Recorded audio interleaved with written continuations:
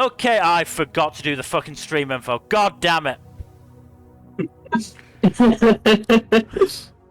Welcome back, everybody, to the Storytime Network, where we are not playing Dragon Age the Veilguard. We are talking about the Spring 2025 anime premieres. God, we underestimated this season. Yeah. It's an easy thing. It's an easy thing to do because there are fuck all sequels this season, which, hey, I'm kind of happy about. Yeah, I'm watching like 4, which is lower than my usual.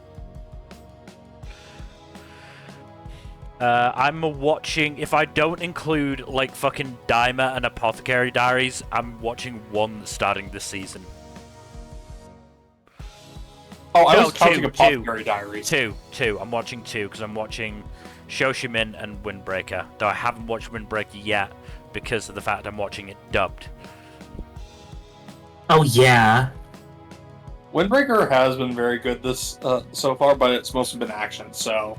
I mean, yeah, Shocker. It's standard Windbreaker. Shocker! Season 1 ended in the middle of a fucking arc as it were getting set to start fighting. I mean, we'll get around to discussing Windbreaker when we get to the season premiere. It's a bit of a ways down the list. Yes, also, it is. hello, me. Hello, me. Before we get started, though, we do have a little bit of admin we've got to address, which is that today is a particular day. Oh boy. Oh, birthday! Oh, god damn it. No. Happy birthday, Yeah, Jack. that takes me back. Jeez. Yeah. Don't worry, my bones did not crumble into dust the moment I turned 30, so we're all good. Oh, I hope the same doesn't happen to me next year. God.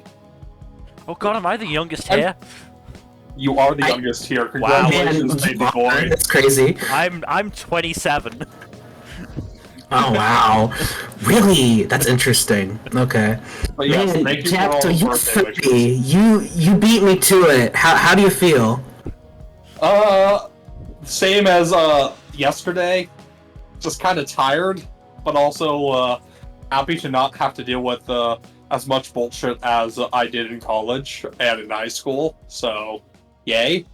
And also, I'm not working a fucking service industry job anymore, so that's also nice. Congrats. I don't know. I miss university. University was nice, but also exams fucking suck. I do also miss university, but to this day, every now and then, I still have nightmares about homework.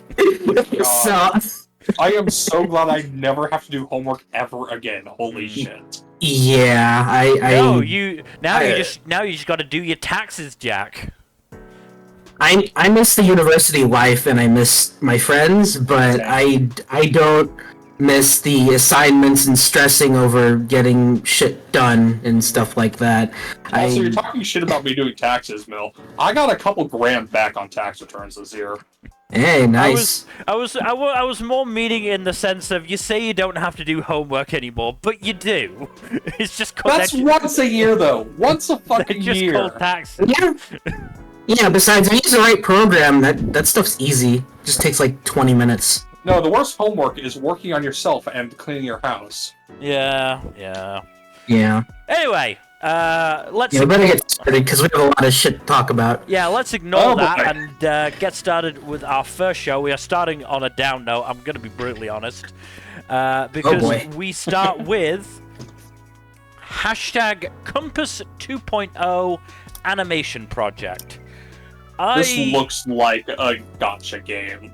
Let me just check, because I did actually end up ranking the premieres that I watched, the new premieres. Ooh. This was boy. the second worst that I watched. Of the Lower than that! of the 19 that I watched, this was second worst. Wow. Worst. We will get to it. It is quite a ways boy. down the list. Interesting. So why'd you hate it? Because it just wasn't very good. I mean, it's like Compass is a fucking acronym for God. What was it again? Oh no. Combat Providence Analysis System. Don't ask me where they're getting Okay, the second S from. I fucking hate it when they do acronyms like that. Just fucking either do all first letters or just fucking make a new acronym or some shit. Well, I think the second S is also in system. That's even worse. Yeah, then they're cutting out a Y. I don't know. Anyway, basically, this is a virtual. It's basically like living in a fucking team battle world where the heroes you fight with are like, I guess, sentient. And it's like it's full of like historical figures and legally distinct team battler heroes. Because I swear to God that like there this are is at least extra but worse. There are at least 2 or 3 that are just fucking whatchamacallit, Overwatch ripoffs. So this is Fate Extra, but 100 times worse. And the whole point of it is... Oh, this is that came out in 2016, jeez. Fucking hell. The main point of it is that the main hero that we follow, 13, isn't interested in fighting in this or really doing anything, and then he gets tricked into accepting a human partner and blah blah blah. I don't really care. I really don't. No, that's fair. I'm gonna be like that with some shows. So to make things worse, I meant to watch this on Thursday. I want to say Thursday or Friday. I think no, it was Friday, and I watched the first 2.5 minutes, and I was just like, I'm feeling tired as it is, and this is not helping. I'm just not gonna watch this right now. It would have been very funny if you just tried watching it and fell asleep immediately. Yeah. That counts as watching it, folks. Let's go home. Oh God, if only. If only. There was also a like queer-coded character that was just like weird and played for laughs, but yeah, it's not even. Oh, great! That's always fun. Unfortunately, par for the course for some anime. Yeah. It's just like, I can't even be asked. This just was not anything that I cared to spend much time on. So I'm gonna move us on quickly to our next show, which is A Ninja and an Assassin Under One Roof. This was actually better than I expected. Yeah, same. I thought this would be trash. It's actually really fun. Also, I was shocked when they just fucking murked those 2 very distinctively designed characters. Very distinctively, instantly. Yeah, they were very distinctively designed. They were on the fucking cast list, and so I'm looking at that and going, they'll come back. Oh no, Konoha's just murdered them. Outright murdered them. Oh boy. But yeah. It's a distinct design and weapon and everything. Yeah. She was so well animated, and then so just well dead. Animated. So well animated. This series has a lot of really fun jokes, but those were the ones that like just absolutely smacked me in the face the most. Yeah. I would say the moment that I went, okay, I might actually really like this show was when Konoha saw Satoko just like lying on the floor, just casually kicked her and walked away. Yeah, you see a corpse, just kick it and walk away. Like, it wasn't even a thought, it was just a reflex. She just saw dead ninja, kick the corpse, walk away. I mean, first rule, always double tap. Yeah. The one thing I will say, why did you have to have Satoko follow the scent of Konoha's underwear? Why? Yeah, that was weird. That was weird. Oh, also, apparently, according to the author, this is a Yuri manga. Good. Oh, thank goodness. I'm glad. I did wonder, because Konoha just outright proposes marriage at one point. I'm not shocked. I don't think the actual anime will go beyond just, like, the subtext / flirting point, but still, it's nice Probably to get not, confirmation. It's nice that flirting and subtext is leading up to something, even if we don't get to it. Yeah. Yes. The other two jokes that I really remember loving was Konoha being Satoko being mocked for not Naruto running. Yeah, that was so fun. I really like the art style and aspect ratio on the opening minutes. That was really cool. No, that was really cool. The sort of old-timey animation style was really neat. Yeah. And then the other joke was fucking the backstory that Konoha created for Satoko. Yes. It was just so insane. Oh yeah, speaking of that, like, Satoko, Konoha just being like, oh no, my next target is my friend's father. Kill. Well, gotta put food on the table somehow. Is it implied that her friend was the one who hired Konoha to kill him? It might have been. It just said a relative, but it might have been her. I feel something's off about that friend. I can feel it. I mean, that friend is so shipping the two of them, and it's great. Yeah, that's also good. Yeah, this was an unexpected gem, honestly. Yeah. I mean, look, give it another couple of episodes to see if the comedy wears thin, but for now, it's been a lot of fun.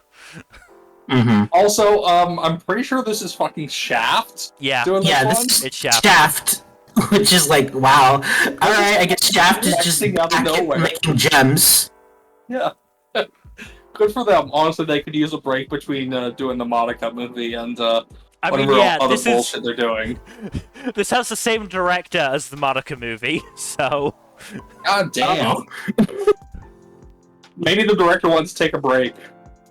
Yeah, good for them. Done some episode directing on stuff like Monogataris and Nisekoi. God. And Madoka. No, was the director for the other Madoka movies as well. Yeah, this is just a Shaft director. Gotcha. All right, yeah. Workforce of a director. Dang. But yes, definitely a hidden gem if you're willing to look for a comedy, because just ridiculous amount of fun in the end. It's just such a fun. Yeah. Let's move on to another gem of the season, which is Anne Shirley. Anne is such a charming lead character, honestly. Yeah, even like someone who absolutely does not want her in her life, she's like, oh no, I like this girl. Shit. Shit. She's a good kid. Shit. She is so funny and imaginative. Shit. She's so damn charming. We need to adopt her. Yeah. I do love how Marilla just goes the fuck off on that one lady. Yeah. She was raw for that. Yeah. Now this one's a really good one. Honestly, like one of the highlights of the season. Of an already pretty stacked season, in my opinion. Yeah. Yeah, it has the vibes, it has a really good cast already, and it has just, like, really good animation, honestly. It looks gorgeous. Production values as a whole are pretty great. Just, the backgrounds, the animation, everything. Looks fantastic. Mm-hmm. I haven't watched this yet myself. This is listed to get a dub. So, okay, actually. It is... Yeah. When it gets a dub, and depending on how many shows I have dropped, I may very well give it a chance. Highly recommend it. It's very good. Also, apparently, and this is based off of Anna Green Gables, which is pretty big in Canada, also fucking huge in Japan. Just like, cannot be overstated how massive of a following the series has in Japan. Which is just funny. I mean, that's not a bad thing. It's just interesting. I'm like, okay. Absolutely wild to consider. I feel like the weirdest fucking series get a big following in Japan sometimes. This isn't even particularly weird, honestly. No, I mean, I'm more meaning like series that you just wouldn't expect to get huge followings anywhere, really. Yeah. It's like, oh yeah, this series is also really big in Japan. Just slaps you in the face. Wait, what? this incredibly like niche classic novel that is, you know, popular with those who read it, but not many people have read it, is, you know, a fucking phenomenon in Japan. Oh, okay. Cool, I guess. It's like seeing an obscure character from fucking fucking French lore and Fate series. Like, okay, so there's someone who is really big into the Epic of Roland back on Team Type Moon. Okay, basically along those lines. Yeah. But yeah, this is still really good. Looks gorgeous. I do like how they basically use the subtitles to with the subtitles, it's basically using the actual dialogue from the books to give it like a nice old-time feel rather than translating it directly. Yeah. But yeah, no, it's just really good. Yeah, definitely one of the gems of the season, which is, which, like you said, is saying a lot considering how stacked this season is. I am honestly going to probably stick with at least a dozen shows this season, which, you know, typical of me, but still, like... Yeah. I mean, it feels like a bit of a surprise at how well animated it is, considering the studio has mostly done, like, Shimajiro no WoW stuff, and more recently, Tower of God, the last, I'm gonna just call it last season, considering it was just fucking two, it was, you know, a season, it just got split into two for some reason, which, as far as I remember, wasn't the best animated. No. The production values of that were kind of hit or miss. But this show looks gorgeous. Good. And we should probably... Maybe this is why it was hit and miss. And we should probably move on to the next show, which is also looks pretty fucking good, because it is... Apocalypse Hotel. The vibes, as they say, are immaculate. Yeah, this is really interesting and weird and fun. Yeah. I mean, there's an underlying theme of tragedy throughout the episode. With, you know, just these robots going about their daily routines until they drop. That whole bit with the host robot just bringing the last robot to fall to the pile of other robots who have passed over this past century is just like super affecting. Holy shit. That said, I've got to commend the sheer comedic timing of Dollbot collapsing again right as Yachio was giving a rousing speech about him. Yes, that was great. Yeah. The sheer comedic timing of that. And her getting more and more exasperated as she was spraying him with water. And then the spiral she went on over the lack of one shampoo cap. Yeah. Just absolutely losing it. Calling it the biggest crisis since the literal apocalyptic event that caused humanity to flee Earth. I mean, that's not wrong, technically. I mean, probably. It's probably not wrong, but it's just funny to think about it. Yeah. Yeah, I am very curious as to what's going to happen next, because while the premiere did have a lot of, like, exploration of existential angst and just slowly creeping despair, the final bit also has, like, very interesting implications for the rest of the show. Well, yeah, we finally have a guest, and it's an alien. Yeah. And based on the ED, I think we're just getting a bunch more aliens, so... I think that's... I mean, I think we're getting Tanukis based off the key visual and ED. Tanuki aliens, maybe. Yeah. Maybe. But, I mean, hey, I was thinking towards the end of the episode, so... This has been, like, enjoyable and all. How are they going to keep this going for 12 episodes, I wonder? There it is! Ah, there it is. We get a guest. I just wanted to inject it's just some dread in that first Yeah. episode premiere before lightening things up. Yeah. I mean, again, it's still very much light because you've got two things that I noted in terms of the structure of management at the hotel now. Yachio is still calling herself acting manager. Very curious that. And apparently Flycatcher Bot is second in command. That's very funny. Good for him. You know what? I'm rooting for him. Good for him, but it's just funny. Honestly, at that hotel, that'd be my favorite bot. Someone needs to get rid of those flies. Yeah. And let's be honest, Doorbot is not the most reliable. No, but we love him all the same. Oh, absolutely. Absolutely. Early contender for best boy of the season. Mm-hmm. His entire about just opening that damn door just in the best way possible. Yeah. I mean, hey, He's a golden...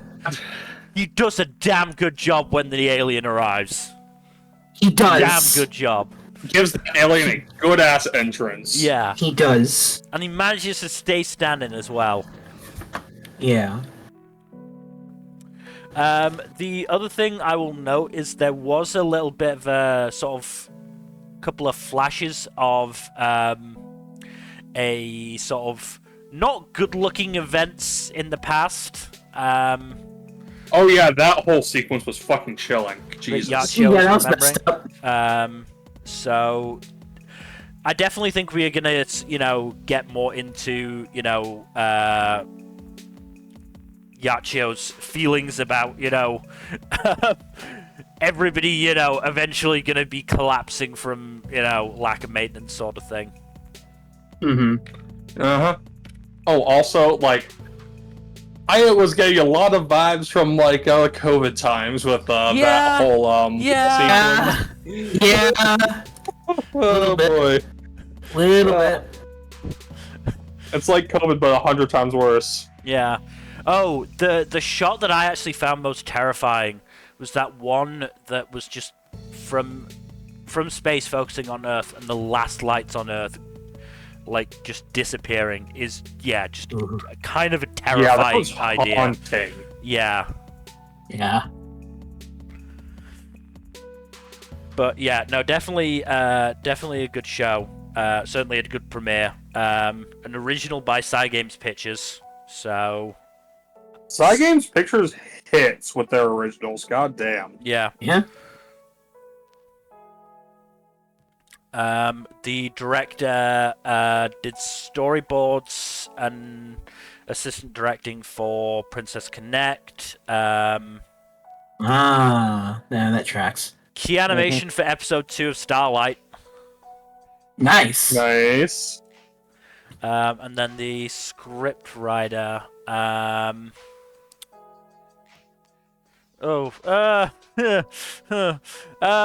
script writer for quite a few episodes of Dark Gathering. Okay. On the good side of things.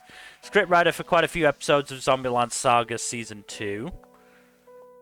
What had you concerned, Season 1. Mel?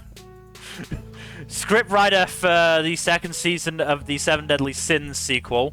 Damn it. And the first season.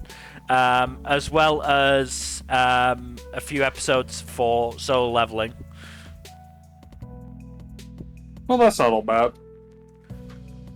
It's more a point of Solo Leveling isn't really a show where you go for the script. No. Yeah. So he had an easy job. Fair enough. Fair. I'm not going to deny that.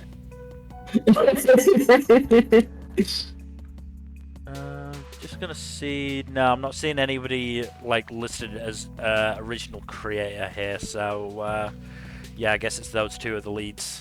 But yeah, no, definitely interesting thus far. But we should probably move on to our next show, which is The Beginning After the End. So, two things about this. One, I had when I did my rankings, I completely forgot I had watched this show. Right. Oh, That's a good that's a sign. good sign. Safe to say I am considering it dropped, basically. Mm. It wasn't particularly investing. Second, it's basically a better execution on the premise of Mushoku Tensei. Mm. Basically, like, protagonist was a kind of an awful person in the previous life and gets a do-over in a fantasy world. Except this time, protagonist was a tyrannical king in his previous life, and isn't a gross, disgusting pervert in his current life or previous. So you get the whole. Yeah. Also, it comes from an interesting sci-fi setting, which is interesting enough. I don't know. I just didn't engage with this one much. No, I'm looking at the Anifem review now, and they're very much in agreement with you. Of Arthur just isn't very interesting. Yeah, there's potential with his character, but like, not much of it is explored in favor of just like, yeah, I'm trapped in the body of of a child. Yes, Like it's got a couple of things that could set it apart from the other shows of its ilk, but it doesn't do anything with them. At least in episode 1. Yeah. Right, I haven't heard about either.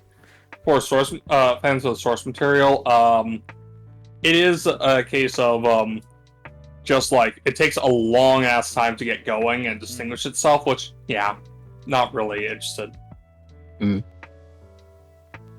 I can enjoy a slow burn, but this seems like too long of a slow burn. Yeah. I also heard the animation isn't particularly good. It's kind of mediocre, yeah. But yeah. Alright, then let's move swiftly on to the Brilliant Healer's new life in the shadows. This sucked. No, I remember reading the fucking review for this, and it sounds awful. Absolutely horrendous. It's pretty bad. Edgy McEdge face type shit?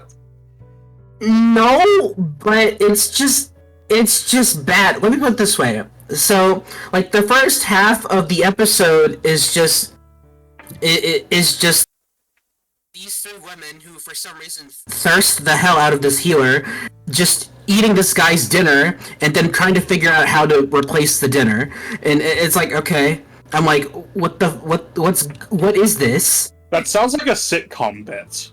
No, that's exactly what it is. It's a sitcom bit. It's a really bad sitcom bit because I don't care about these characters at all. And they just throw them at your face. You kind of have to put effort into establishing characters for that kind of bit to work. Yeah. Yeah, and then the second half of the episode is healer man stumbles upon some rich asshole abusing his slave. The slave goes berserk and he wins the fight, and he saves the rich asshole's life, but makes him pay a lot for it, and also gives him the slave. Thankfully, he does tear up the slave contract, but that's a low bar. Yeah, that's the bare minimum. It's in fucking hell. That is the bare minimum. And doesn't he have the slave undressed so that he can examine her body? Yeah, and initially, like, the slave is like not too happy about it, but then it's like, oh no, it's obvious that he's just like he's helping her. It's a medical examination, so it was presented weird, but it's like it makes sense for him to do that. But yeah, it just wasn't good. It wasn't like horrible, but it was just bad. Yeah. I'm sure there's at least two worse shows this season. Yeah, I will say the little fight between him and the slave was actually very well animated, so I'll at least give it that. But bare minimum met. Yeah, so it's at least flashier than most shows of its kind. But I mean, it's the studio nothing is interesting. The studio is Makaria, They're also doing Zanzu Tabi this season. And the only other thing they've done is a special for Dropkick on My Devil, and a 10-episode ONA called Kyoneko. I see. Has 2 characters on the character list, both voiced by the same guy, who is apparently a Japanese Let's Player. What? Oh, that's hilarious. Wait, what? Okay. All right. Good for him? I don't know what the fuck went on there. I have several questions. But yes, none of them good. Yeah. Let's move on then to our next show, which is, can a boy-girl friendship survive? The answer to this question, 90% of series that ask that is no. Well, here's the thing. In Japanese, there is actually a bracket which reads, no, it can't. So, yeah. Good start. Oh, the series answered its own question. Cool. Yep. Very quickly answered its own question. Also very quickly answered its own question because the 2 characters that it's referring to, Yu and Himari, Himari has one of the most obvious crushes, but maybe doesn't realize it, on Yu that I've ever seen. God. Because... Don't you love it when a show does that? Like... We see how they first meet in a flashback, like when they were in middle school or something like that. And she agrees to help him sell his flower jewelry, which is fine. Then you get to the present day, and at one point she jumps on him and literally sticks to him like a limpet. And I'm just sat there just like, are you gonna try and convince me that she doesn't have feelings for him? Because look at her. She also starts joking about marrying Yu if they're both single by the time they're 30. That's a red flag for each other. And Himari's brother is so on board that he's already calling Yu little brother. Oh no. Ooh, okay. Yeah, no, it's so over. Yeah, it was over before it began. Yeah. At one point she says, I wish all guys were like you. Oh, ooh, okay. And it's just like, come on. Yep, it's over. It's over. It's 12 kinds of over. But again, I'm not sure if she actually realizes this until the other girl gets introduced, Rion, who is sort of childhood friends with Himari and has been wearing a piece of used jewelry for like the last 2 years. Oh boy, the jealousy equation's involved. It's so over. Well, that's the thing. There's then a non-consensual groping scene of Himari grabbing Rion's boobs and squeezing them for an uncomfortably long time. Great. Why do anime do this? I don't know. And then at the end of the episode, sort of cliffhanger, is Rion figuring out and telling Himari that she knows you made the jewelry, which was a secret at this point for some reason. And I'm just like, is that a bad thing? Himari seems to be treating it as a bad thing. I don't know. Parts of this I liked. I do actually think Himari and you have really good chemistry, but I'm also not willing to watch a show basically fucking will they, won't they for 12 episodes. Yeah, that's fair. This is a couple that should get together, like, by the middle of next episode at the latest. Yeah. And it won't. I know Are you it going won't. to stick around long enough to see that, though? No. Honestly, it's a busy enough season as it is, and it's, as I said, I just can't bring myself to watch 12 episodes of Will They, Won't They with this. Yeah. I really can't. It seems like the most insufferable form of will they or won't they? Yeah. Honestly. Like, I like the three characters that we've been or the three main characters that we've been introduced to. We've also been introduced to a guy called Makishima who may also have a crush on you. He's very possessive with him as well. I'm really not sure. Forbidden Yaoi? Question mark? Interesting. I don't know. It would be very funny if it eventually just went, you know what? Screw the two heroines. We're gonna go for the yaoi route. Bisexual flag? Question mark? I don't know, but yeah, I just couldn't get into this. And especially with the fucking boob honking that was just like, okay, great. Yeah, that's wonderful. Yeah, just super unnecessary. But yeah, it's not terrible, but yeah, there's just so much better this season, I think. Yep. Yep. There's a lot this season worth at least considering. This doesn't seem like one of the series. Yeah. Yeah, this season's too stacked for anime that you're not entirely sold on. Yeah. Like, even if you're giving it a 3-episode check, like, yeah. No, I'm not even giving this 3-episode check. I can't. Exactly. I can't even give it that. I've got too much. I'm already given the 3-episode check. Same. Yeah. Because I think I'm at like 16-ish shows that I'm giving the 3-episode check to, or I'm waiting for like the dub to start. Jesus Christ. Yeah. Plus, you know, fucking. I have it bad. Plus, fucking Daima and Apothecary Diaries to add on to that, and the last couple of episodes of Guild Receptionist, My Happy Marriage, and I'm just like, nah, I cannot justify watching 3 episodes of this. It doesn't seem like it's worth it now. But let's move on to something that I do feel is worth it with Catch Me at the Ballpark. What a pleasant surprise this was. Honestly, fairly charming. Okay, Yeah. I will state my one issue with this, and it's that Igarashi didn't salute the cat. Yeah, that was messed up. Why didn't you salute the cat? You gotta salute the cat. Come on. Yeah, what? Why didn't he salute the cat?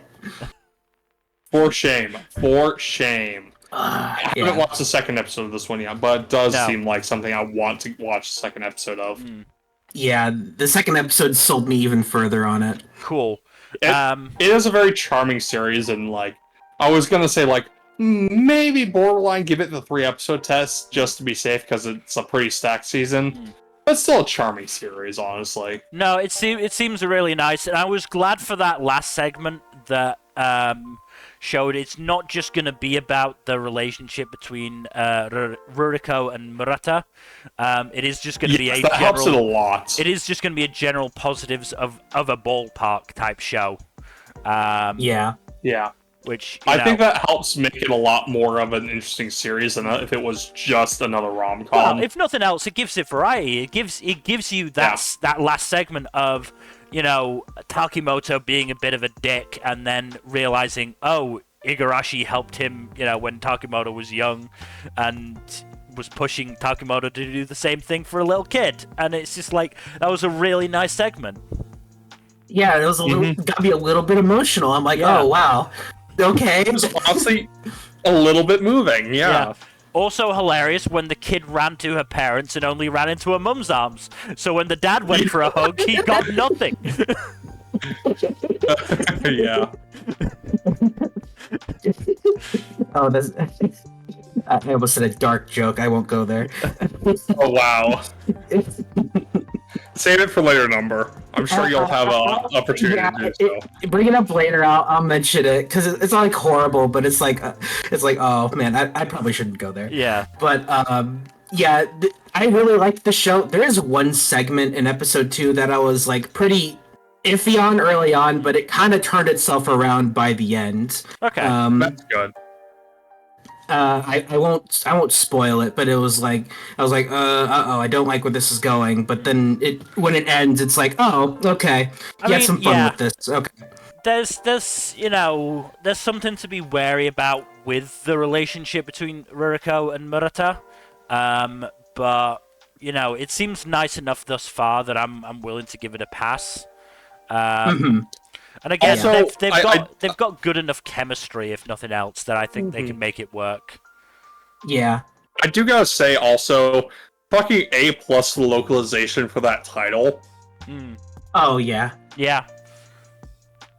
Because, like, yeah, no, that's a really good pun, and you know how a lot of Japanese titles have puns. Oh yeah. Yeah. One thing I do like about Ruriko and Murata is it's sort of an example of the whole teasing relationship that actually works fairly well, I think. Oh yeah. Especially Ruriko is secretly, like, nervous as fuck on her end. Yeah. That adds a lot to it. Yeah, no, that really, it endears me to Ruriko a lot there. Yeah, and she doesn't go overboard with it. She's pretty playful with them. Yeah. And they're having fun there, so it's good. It's nice and not weird like some shows are. Oh, I'm sure we could list several examples, but we're not going to right now. No. You know, it also is certainly from the first episode seems to be helping Murata get out of his shell a little bit. So yeah, definitely seems like a bit a positive example of this kind of relationship thus far. Yeah. Also, look, I don't drink beer, so you'll have to tell me if well, I don't know what it is in American dollars, but I think it was like 7,000 yen for a beer is overpriced or not. 7,000 yen. How does that translate to American dollars? I wonder. That's like $4 or $5, I think. That's actually pretty cheap nowadays. Exactly. At a regular bar, that would be considered a steal. At a ballpark, that's I don't think that's like fucking happy hour prices. Yeah, at a ballpark, it's like double the price, if not triple. Oh no, sorry, not 7,700. It's $4.87. That's a fucking steal. Yeah, that is a good price for a beer. And hey, you along with the beer, you apparently get a cute girl whispering encouragement in your ear. Win-win. Yeah, that's nice. If only. But yes, definitely seems like a cute little show. I don't necessarily think that it'll go anywhere too deep at this stage, but we'll see. Oh no. It doesn't. It was a pleasant surprise for sure, and it's a very weird subject. Like, who comes up with something like this? Yeah, you'd be surprised. Somebody who really likes hanging at the fucking ballpark, apparently. I guess so. If we get a segment involving the parking staff, it's gonna be weird for me because I used to work in parking at an arena, God. so it'll be like, oh no. Just seeing the inside of the stadium kind of took me back a little bit. I'm like, oh jeez. All right, let's move on then to our next premiere, which is Classic Stars. Yeah, okay, this sure was a show. Yeah, that's the vibe I get from the visual. Holy shit. What was that, Jack? That's fucking damning. Holy shit. Yeah, I just, So, the main character is the red-haired kid up front. He looks like a protagonist, yes. He was a He's boxer. Beethoven? What? He was a boxer. Then he got knocked out and he fucked his eye up. So then a school gave him an offer of paying for his surgery if he joins them. He said yes, thinking that he'd be joining their sports department and going into boxing. Turns out it was actually the fucking student council of the music department that recruited him and has been duped. He's been duped into joining. Damn. And the whole point of the student council is they're gonna form an idol group. What? Yo, what? They are apparently compatible with some kind of gift that they've not really explained. And they're all stands. Gotcha. And they're all named after composers. So as you noted, red hair is Beethoven, blondie is Chopin, Purple is Mozart, and flamboyant guy is Liszt. I don't know how to pronounce that one. I was lucky with Shoshimin, to be honest. For such a deep cut. And like a good, I would say, half to 2/3 of the episode is, I'm just gonna call him Beethoven from now on. Beethoven complaining about about being like fucking shanghaied into this and going, no, I don't want to do this, and then nobody explaining what he's actually going to do. I mean, fair play to him, honestly. And then you got the, like, he basically said, "Oh, I'm not gonna sing for you. I'm not gonna sing a stupid song for you." 30 seconds later, "I'm gonna sing your stupid song just to prove you're wrong." Okay. And then apparently there's this thing called an emotion system where it like takes your fucking like passion or something like that, or emotions, and turns them into like fucking like a visual. And like when Beethoven, I am 90% sure that there are anime that have done that kind of concept, but better. I mean, here's the thing. When I finished the episode, I just went, well, visual prison this ain't. Yeah. I actually went back and watched a little bit of Visual Prison because this reminded me so poorly of it. So I have a question. So I see on this cast list there's a character named Lost Beethoven. Is that explained at all in the first episode? No. Well, those three characters are in a band together that Beethoven watches and apparently convinces him to keep boxing. They're the one that most reminded me of fucking Visual Prison, because they did like a rock version of a classical song. I don't know enough about classical music to remember. Say these characters are from a visual novel, not a visual novel, from a fucking gacha game, without saying these characters are from a gacha game. Yeah, it was a rock version of the fucking symphony that goes da da da da da da da da. Like, yes. Yeah, so, you know, that was pretty neat. I liked that bit of it, but that was, like, maybe a minute and a half, 2 minutes of the episode, and that was pretty much all I enjoyed. Not a great sign. I'm just boggled at... His name is just Lost Beethoven. What does that mean? I don't know. Also, something. Also, hilariously, at the end of the episode, Beethoven complains that they've been calling him Beethoven, and I'm just like, my dude, you haven't exactly said your name, so what else are they gonna call you? Yeah. But yeah, this is going on the drop pile. I have no interest in more episodes of this. Yeah, I figured. But let's move on to our next premiere, which is... Let me just get that up. The Dinner Table Detective. This one's neat enough. I don't know how to feel about this one just yet. I'm sort of leaning on the check, I think. I'm sort of leaning on the side of in a weaker season this might make it to 3 episodes for me, but in this season I think I'm just gonna go no. I am going to give it 3 episodes just because I will kind of want to see what the premiere mystery turns out to resolve to. Fair. But yeah, it doesn't seem like it's particularly compelling by comparison to a lot of other shows this season. Yeah, here's the thing. Here's the thing. Having a character like Reiko can work if you've got a straight man character along with him. And it's clear that that's meant to be the butler. But in this episode, the only character she really interacted with in that sense was Kazamatsuri, who is... unfortunately, looks to be the latest in a trend of obnoxious idiots that Mamoru Miyano is playing. Mamoru Miyano is not it this time, unfortunately. When he is, in fact, usually it. Yeah. He's unfortunately got a reputation for hamminess, which does mean he plays more than a few obnoxious idiots.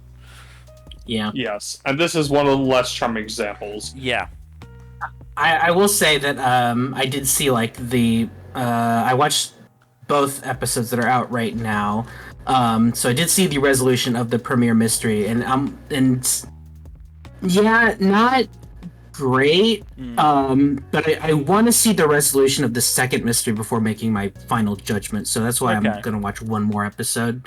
But yeah, I do like Reiko, and I do like I kind of like the butler. I don't know how to feel about him just yet.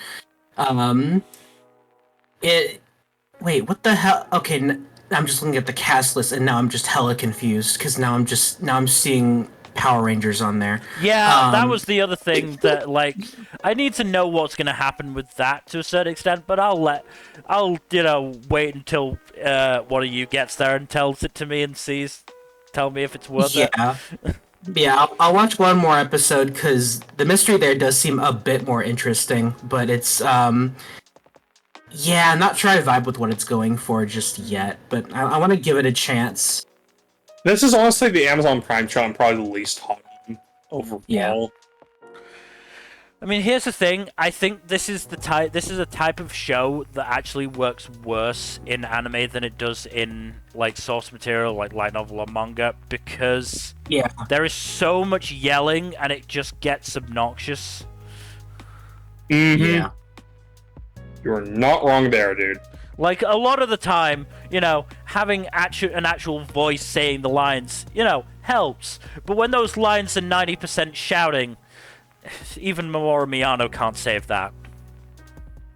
Say the line, Bart! Nor can Kana Hanazawa.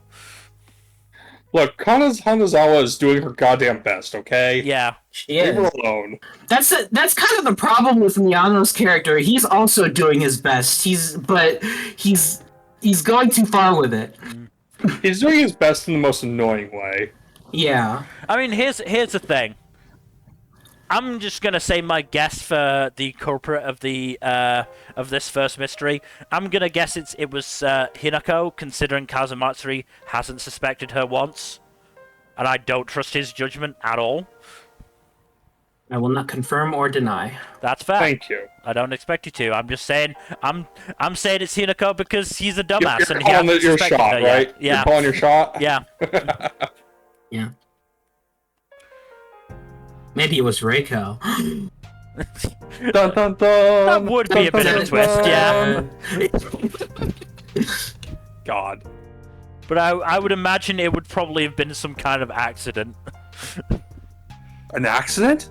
An accident. Yeah. But yeah, it also doesn't help that the animation isn't amazing. Yeah, it's not kind of great. here or there. It's not Madhouse's best, let's be real.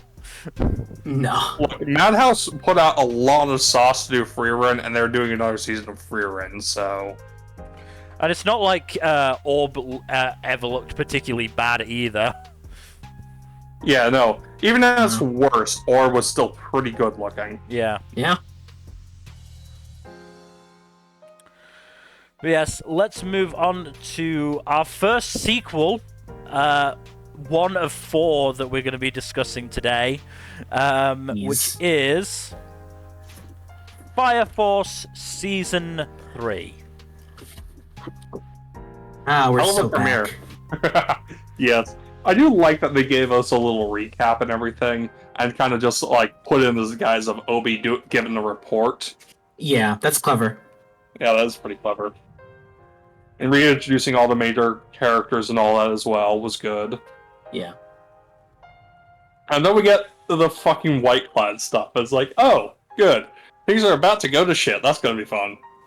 When are things ever not going to shit in Fire Force? Never. But yes. So, if you want the dirty deets, Mill. I mean, go for it. Just say the word. I'll have probably forgotten by the time I get around to watching it. Okay, so the white clad flip the church to their side, and of course, then proceed. Fuck the church.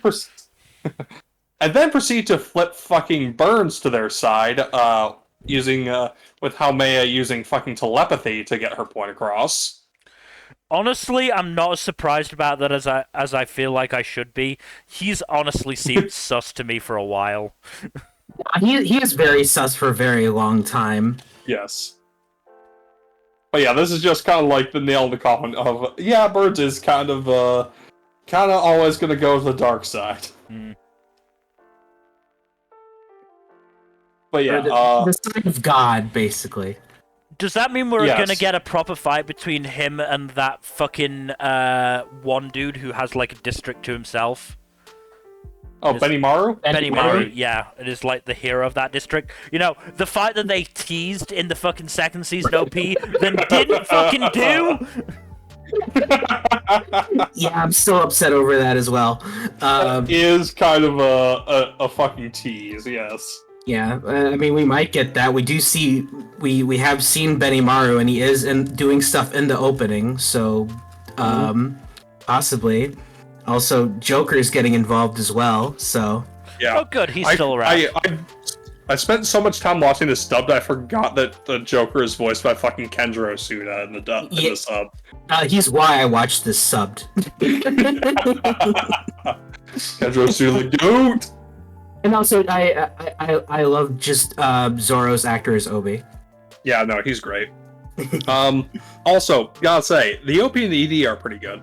Oh yes, they're both great, especially the ED with its. The ED is super stylish. It's so stylish, and the song's catchy. Ooh, it's real good. To be fair, I'm not sure Fire Force has had a bad OP and ED.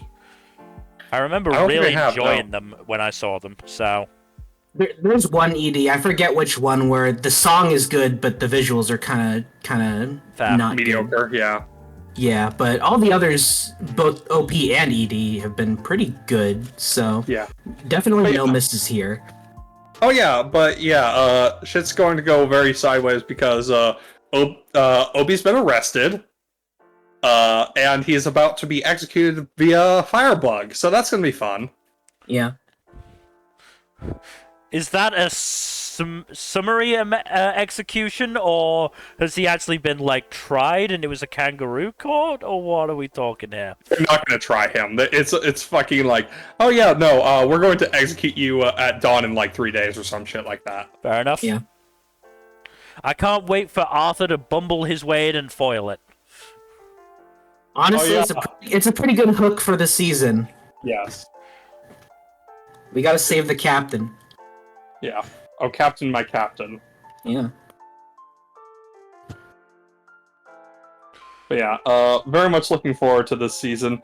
I know there's going to be some crazy shit in this part of the season, but I think the second part of the season where it's going to go completely fucking insane.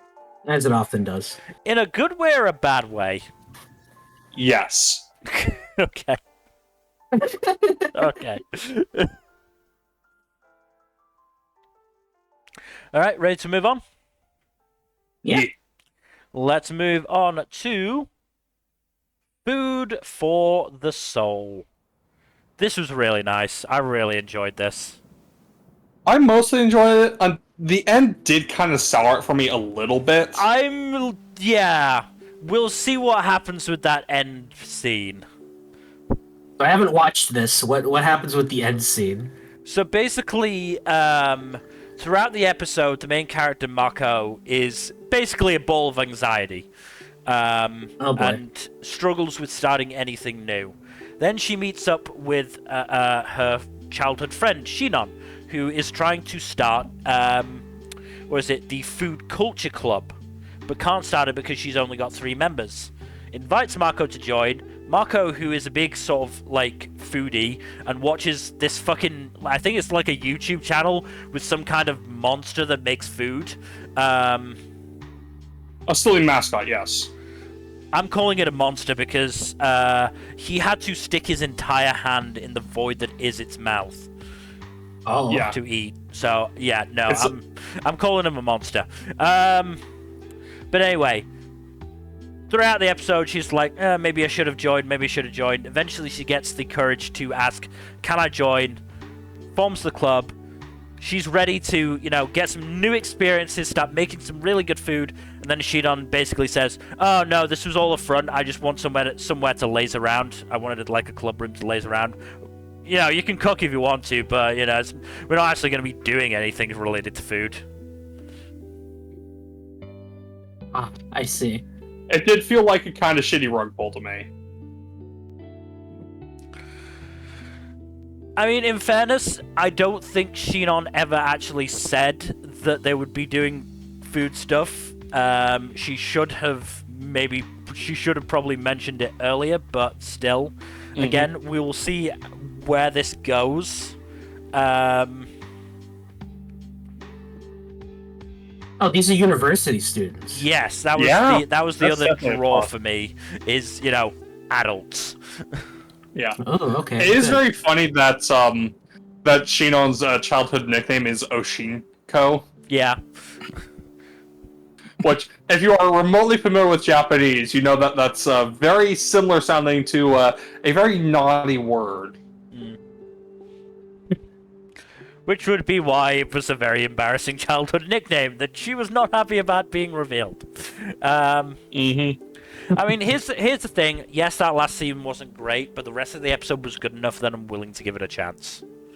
Yeah. No, I'm at least giving it 3 episodes. It seems like it's a very fun show from the looks of it. Okay, then I'll check back on this based on what you guys say about the 3-episode check-in. Yeah, because I fucking loved Mako. She was just so much fun and so relatable. Mako was a gem, yes. Very good protagonist, painfully relatable. And I have to appreciate Shinon trying to bribe the clerk to let her form the club with 3 people, with an envelope that said bribe on it, with no actual money in it. Of course, she didn't want an actual bribe to be traced back to the clerk. That'd be incourteous. It was just like colored paper, I think. It was golden origami paper, yes. Yeah. Or gold leaf or something like that. Just so fucking funny. Yeah, that's great. But yeah, no, this was a really enjoyable first episode. As said, we'll obviously have to see where it goes. I have faith, but also don't, because it is a PA Works original, and they have a hot and cold... And a mixed track record, They have a hot and cold track record for that. Apparently this is from the creator of Nmbr. That's a good sign. Yeah. I don't know anything about Nmbr beyond it being pretty reasonably popular. Yeah, it has a lot of stuff. Wow. Yeah. I mean, yeah, it's you know, well, it's considered a good series, so fingers crossed. But yeah, let's move on to our next show, which is From Old Country Bumpkin to Master Swordsman. I enjoyed this well enough. I do think that I might be slightly biased by the, you know, the girl abs on display, front and center, but it seems like it's decently promising, even if it does have some of the hallmarks of, you know, the classic dumb fantasy anime bullshit. I will say it is nice that the protagonist is believable as an actual, like, dude entering middle age. Yeah. Rather than, like, the typical, either, oh, I'm middle-aged even though I'm 31, or, oh, I'm just a spry young teenager who's getting out into adventuring for the first fucking time. I mean, this dude's actually kind of... That was what was also appealing about S-Rank Daughter as well.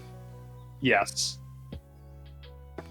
Yeah, this has some of the same sauce, though it does lean a bit more into the typical fantasy anime bullshit of, oh yeah, all the ladies are just raring to take a go at the protagonist, because of course they are. Yeah. Yeah, it is a bit eye-roll worthy, and some of the female character outfits are a bit much, let's say. That said, it does seem like a charming, fun series. I'm giving it 3 episodes just because it does have some potential. So I'll wait and see. And the animation is pretty strong. It does use 3D CGI. Honestly, a lot better than a lot of other anime do. Fair. For the action sequences. I'm fairly sure that part of it is done by Hayabusa Film. Oh, interesting. Okay. At least that's my guess, because it's one of 2 studios listed, with the other being Passione. Yeah, I wanted to wager Passione put its focus elsewhere. On the female character designs. Oh, yeah, probably. I thought you were saying there's another show this season that they're doing, which, no, they're not. I mean, they did Ishura Season 2 last season. Ishura is a very different kind of series than this. Let's have a look. The next thing they have in the pipeline isn't until next year. I can see. Oh god, they're doing that as well? Oh dang. Okay, that. Very curious about how they'll animate that. Anywho, yeah, this is pretty fun. Yeah. Alright, let's... Not like super spectacular or anything, but yeah. Alright, let's move on then to... The Gorilla Gods Go to Girl. This was better than I expected. Yeah, it was honestly pretty charming. It's fine. I'm not entirely sold on it. What doesn't help is that there's definitely quite a few animation shortcuts I've noticed. Oh, yeah. No, they took a few shortcuts here and there. It was unsurprising, unfortunately. Yeah. But still pretty neat looking show regardless. I'm also disappointed that Sophia doesn't become buff as a result of this Gorilla God's gift. Because that is wasted potential for sure. Apparently, apparently the bird one gives you wings, which I don't know. I feel like the gorilla one should give you visible muscles at that point. Yeah. Also, is it just me, or is that one dude who looks kind of feminine probably just a girl in disguise? Which one in particular? The black hair with the yellow eyes? Yeah, the one in the top left corner on the key visual. Who probably has the freaking cat blessing, I'm assuming. Probably. Eddie Felez, I think his name was. Possible. It was kind of thinking that, but here's the sure. Thing. I'm fairly sure they're gonna get this is gonna end up like a reverse harem. So. Oh, almost certainly. Yeah, that's how the main visual kind of. So I think they're all gonna be male because I don't trust the series to even hint at Yuri. To do anything fun. Disappointing, but unsurprising. I mean, it's doing some fun things. I'm appreciating the gorilla thumbs up. Yes, that is great. The way the gorilla just appears behind her sometimes is fantastic. Yeah. Yes. I also appreciate the fact that Sophia may or may not have killed a squirrel by overfeeding it with a giant loaf of bread. Yes. A+, no notes on that one. Mm. And there's a possibility this will get into sort of challenging stereotypical gender roles and like familial based hierarchy, but yeah, I'm not holding my breath on that far. Yeah, friends. I mean this I'm gonna give this 3 episodes, but it's very much a case of it's not incredible, it's decent enough thus far. It's mostly carried by Sophia, to be honest. I quite like Sophia. I enjoyed her throughout the premiere. She's a cool protagonist for sure. Yeah.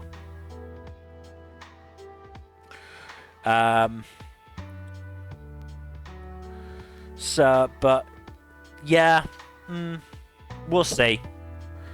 This is one of those that could actually end up being a hidden gem, or it could end up being like typical fantasy schlock.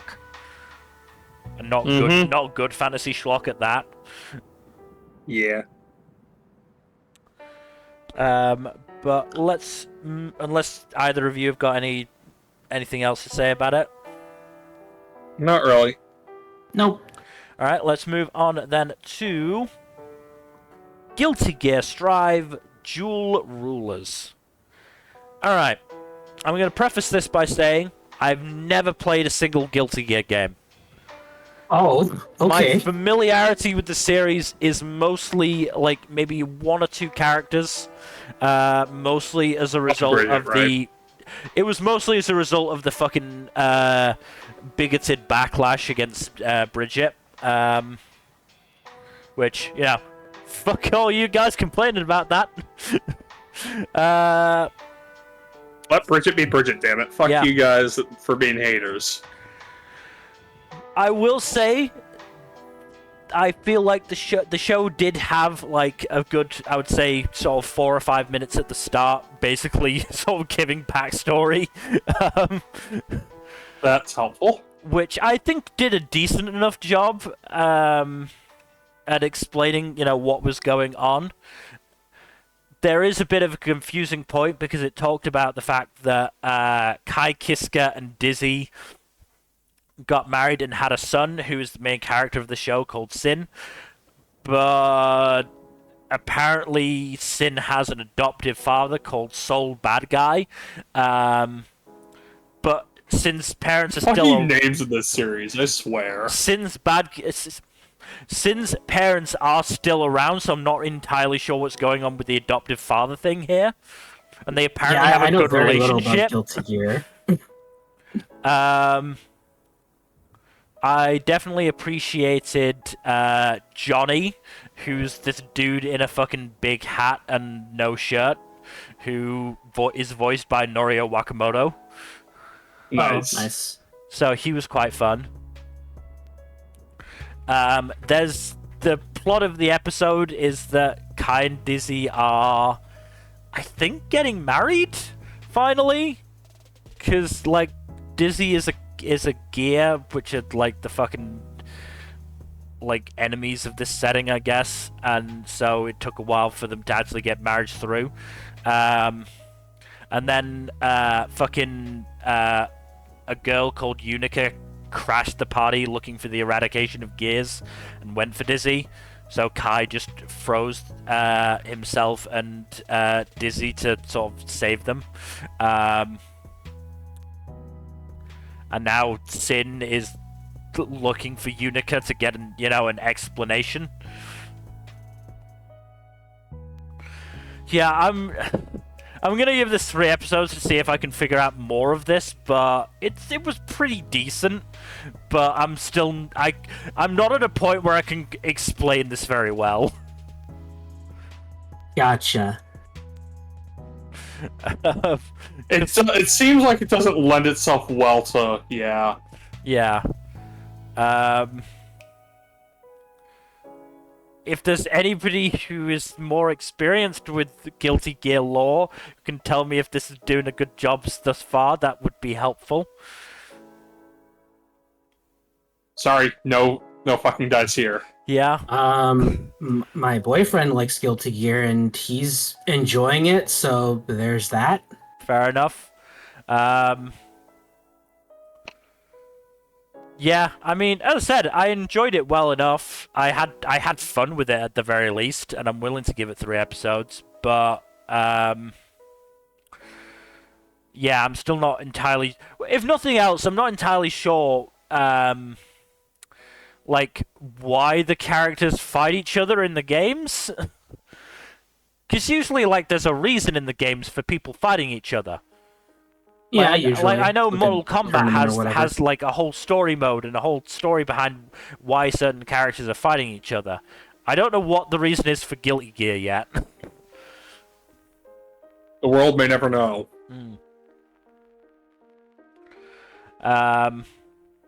And you know, Sin has not been the most compelling protagonist thus far. And I'm not sure how much I should be trusting Soul Bad Guy. That is not exactly the particularly unsus name. On the plus side, the US apparently has a black president who's jacked as shit, so... Nice. That's nice. Good Are we for- talking like Terry Crews jacked? I mean, if you... Yes, I'm referencing Idiocracy. I think he's... I mean, I don't know a huge amount about Idiocracy, but I'm fairly sure this guy is more competent. No, I'm just referring to the fact that Terry Crews played the president of Idiocracy. Fair enough. He seems competent. He seems jacked. I'm willing to give him a chance. He's apparently the 76th president of the United States. Oh, god damn. This is far in the future, then. This is like at least a century or so. And yet, Sin's main weapon of choice is a flag. Of course. Why wouldn't it be? Because flags aren't useful weapons. As shown by him trying to fight a bear, and I'm fairly sure the bear did more damage to itself. By running into a tree. Bear in the main fair. But yes, let's move on to our next show, which is the first on the list thus far that hasn't been licensed, because, yeah, of course, which is Hana-Doll Reinterpretation of Flowering. Now, I don't think any of us actually went out of our way to yo-ho-ho this one, because it doesn't look like it's worth yo-ho-hoing. Not especially. It seems like a gacha game adaptation, or a setup No, for a but gacha game. I'm just so distraught that it wasn't licensed. I wanted to watch it so badly, but oh no, I can't. Oh no. What a Oh, shame. no. Remember, the agony in your voice is showing through. I know you're trying to hide your pain, but still. I'm sorry, I can't help it. I mean, if nothing else, it's got a good pedigree because it's from the studio that did such wonderful shows as Oh boy.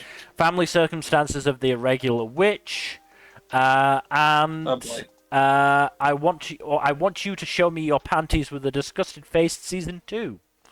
Oh god, jeez. Okay. I forgot that show existed. I also forgot that show existed. Jeez. Okay. Wow, what a great track record. That's a hell of a title, also. Can we just say that? I mean, at least you know what it's about. Yeah, it is very upfront with what it is, yes. I mean, the summary for this show is the Hana Ningyo project exists to artificially create the perfect idol by implanting a great. special flower seed inside a body. The franchise follows the growth of young men who dedicate their lives to the project. Oh man, I'm missing so much. Where I see steps 1 and 12. Where are steps 2 through 11? Shrug. I mean, got some pretty decent voice actors. Wataru Komada, Seiichiro Yamashita, Shinichi Toki, Toshiki Masada, Kent Ito, and Daiki Hamano. So, at least some of those I recognize. It's like a decent cast. But yeah, I'm not going out of my way for it. Look, some shows are worth yo-ho-hoing. This one is not it. Let's move on then to I'm the Evil Lord of an Intergalactic Empire.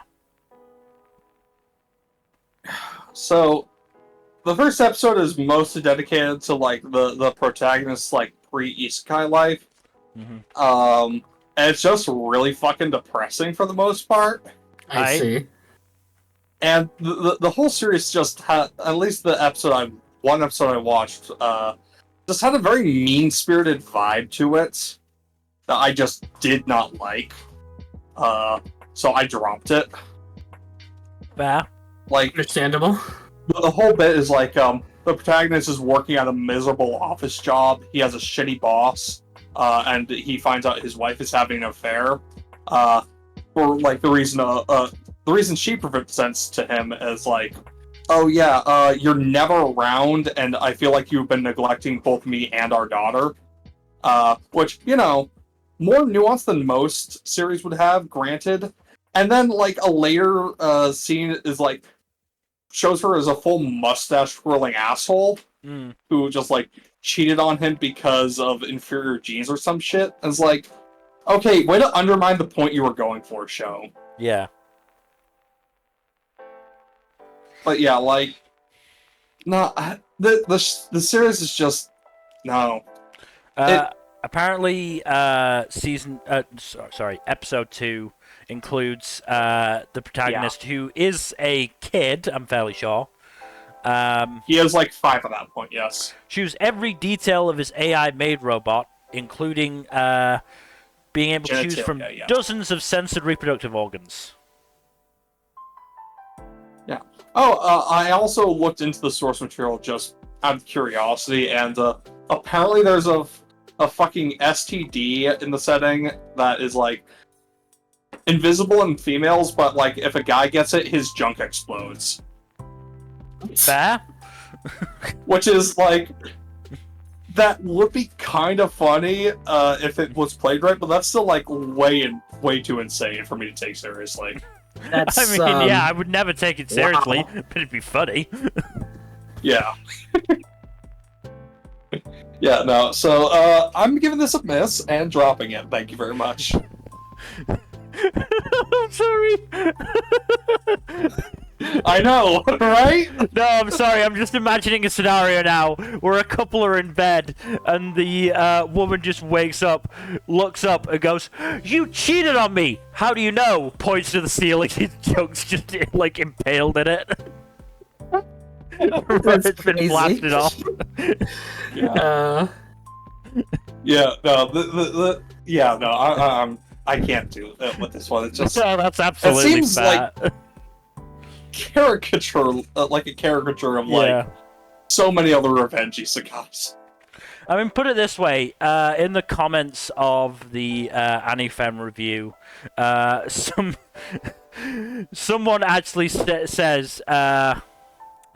It is undoubtedly very heavy on male wish fulfillment and misogyny. Not as extreme as, say, Shield Hero, which is not a good comparison to have to be making.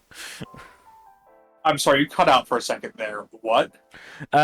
Somebody said it's the show is very heavy on male wish fulfillment and misogyny, not as extreme as, say, Shield Hero, but in how pretty much all female characters are very one-dimensional, which is not a comparison you want to be making. Yeah, you don't want your bar to be fucking Shield Hero. Anyway, let's move on to a show that you enjoy a lot more, Jack, with I've Been Killing Slimes for 300 years and maxed out my level Season 2. Love this show. Pretty fun. Pretty inconsequential first episode of the season, but I'm not complaining. Yeah. Do love how the snacks are shaped like slimes. That is adorable. Yeah, makes sense. It's good branding. Also, love that Azusa is just like taking care of her daughters with her bevy of wives. That's also very fun. Yeah. Also, I guess the goddess just got demoted. That's pretty fun. Her, I guess. Yeah. That's pretty fun. Yeah, the way that plays out is really fun. Yeah. Yeah, there's not a lot that happens in this episode, for being honest. No, they literally just make snacks, and then they meet the goddess, and then that's pretty much it. It's fun, it's cute, but it's a very simple show. At the very least, a very simple first episode. Yeah. All right. Look, just because not a lot happens doesn't mean it's not a fun time. Yeah, no, it's absolutely. It's very good. On the opposite end of that spectrum, let's move on then to Kowloon Generic Romance. This is intriguing. So I've seen a couple of things about this that have made me wary to start this. I'm gonna tell you this. I'm gonna drop it. So the first episode adapted the entire first volume.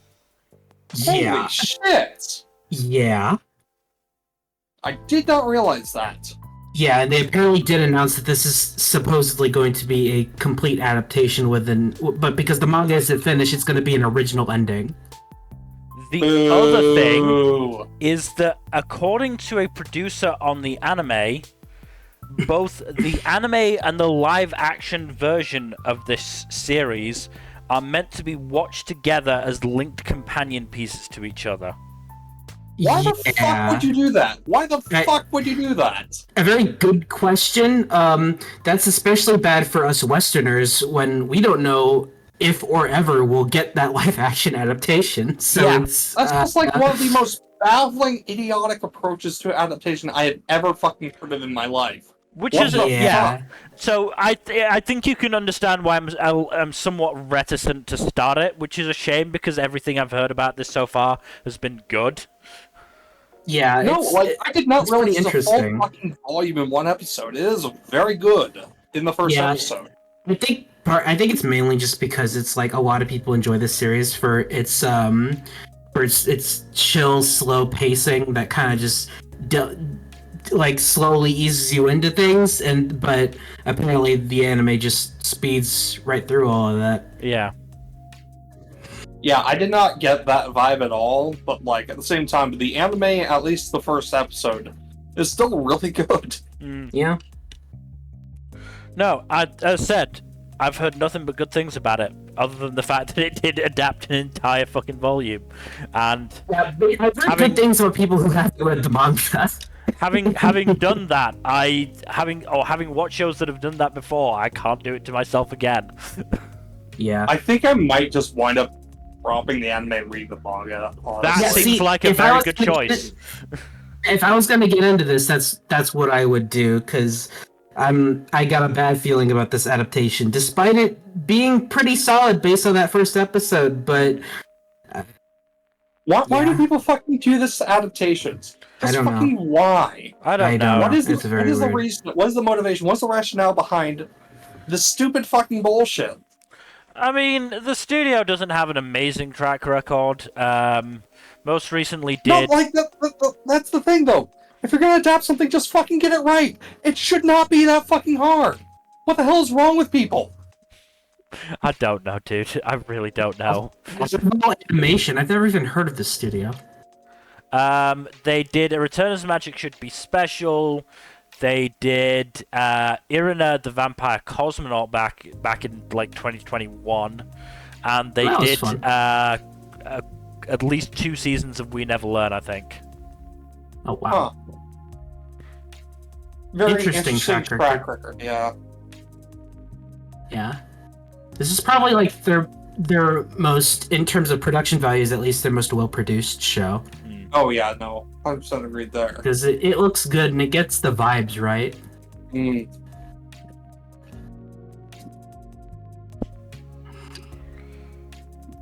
But yeah. I Damn, I was probably will looking not be forward to sticking this with show this one. too. Yeah. Damn. I'm sorry to ruin it for you, Jack. Yeah, it's unfortunate, but like I'm not that upset about it, mainly just because it's one less show I have to watch this season. Yeah, also fair. That's fair. Also fair. And like the manga's there if I really want to get into it, so I kind of Yeah. want to get into the manga because the show has kind of hooked me. yeah. Again, everything I'm seeing people talk when they talk about the manga, everything is positive. Yeah. Yeah. What service is the manga on? That is a good question. Let's have a look. See. Manga. Yen Press. Yen Press, yeah, Yen Press licensed it, so I'm not sure if it's on. It might be on Bookwalker. Yeah, let me look on Bookwalker. Because I have that. Oh, tapped that, I think. But that's good because that means you can, if Yen Press has it, that means you can pick it up physically if you're into that. Yep, it's on Bookwalker. Cool. Nice. Great. There you go. You have options. Indeed. Yeah, unfortunate. Yeah. But let us move on to our next show, which is Lazarus. I'm afraid I have some bad news about this one as well. What? We are apparently, Shinichiro Watanabe, the creator and director of this, Oh yeah, I know this got completed fairly early on, but he's been tinkering with it a lot in the run-up. And the version that we have, the English dub version, is based on one of these earlier drafts. So basically, there are different cuts in the first episode, and probably other episodes that are not insanely different, but are a bit different in the Japanese version. Huh. Well, we're not getting the Japanese version for quite a while, from what I've been told. No, we're not getting it for at least a month. Yeah. That being said, if you have a VPN, you can watch it on Netflix. Yo ho ho, Legas. yo ho ho. But that being said, the changes don't seem too significant, at least not yet. But we'll see. It is a shame that that happened. It certainly didn't affect my enjoyment of the first episode. I think it was a good introduction to the 4 or 5 main characters. Yeah. So it seems very fun. And obviously, the concept of the show. Though I will say, Skinner said that he's not going to play God, but he's deciding their fate, which sounds pretty like he's playing God. Yeah, it sounds an awful lot like you're playing God here, man. Never trust a fucking mad scientist that is word. Yeah. Yeah. Also, I am wondering what Axel did to get 888 years. I posited that he may have killed 3 popes. That'd be very funny if that was the case. That would be funny.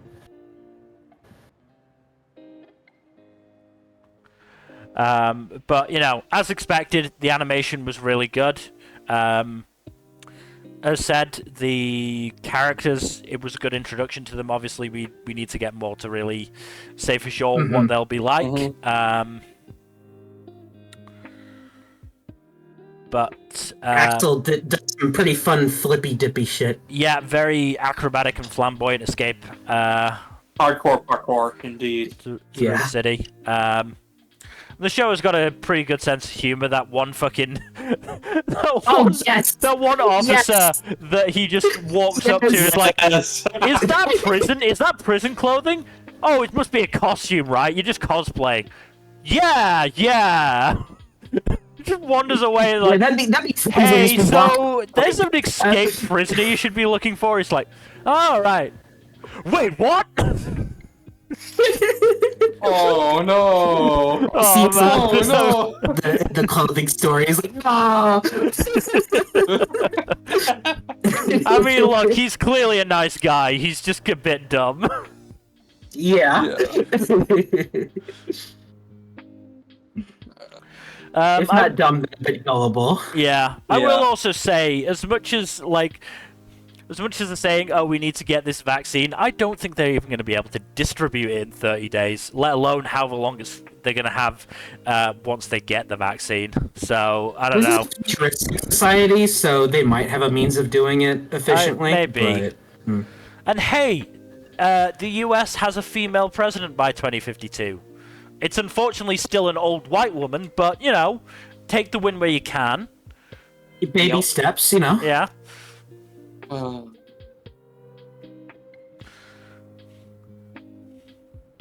Maybe by 2102 they can get a slightly younger white woman in charge. Yeah. Also, because I have to say this, fuck Channel 4 and your unskippable ads. Oh, no, you have to deal with ads. Jeez. Sorry, dude. I had to watch 4 minutes of ads in the middle. Which, if and I'm going to have to do this for every episode, it's going to severely slow me down on any catch-up I have to do. Yeah. How many minutes of ads do you have to watch? So at least like I think it's something like a minute or minute 30 at the start of the episode, and then 4 minutes in the middle of the episode. Damn.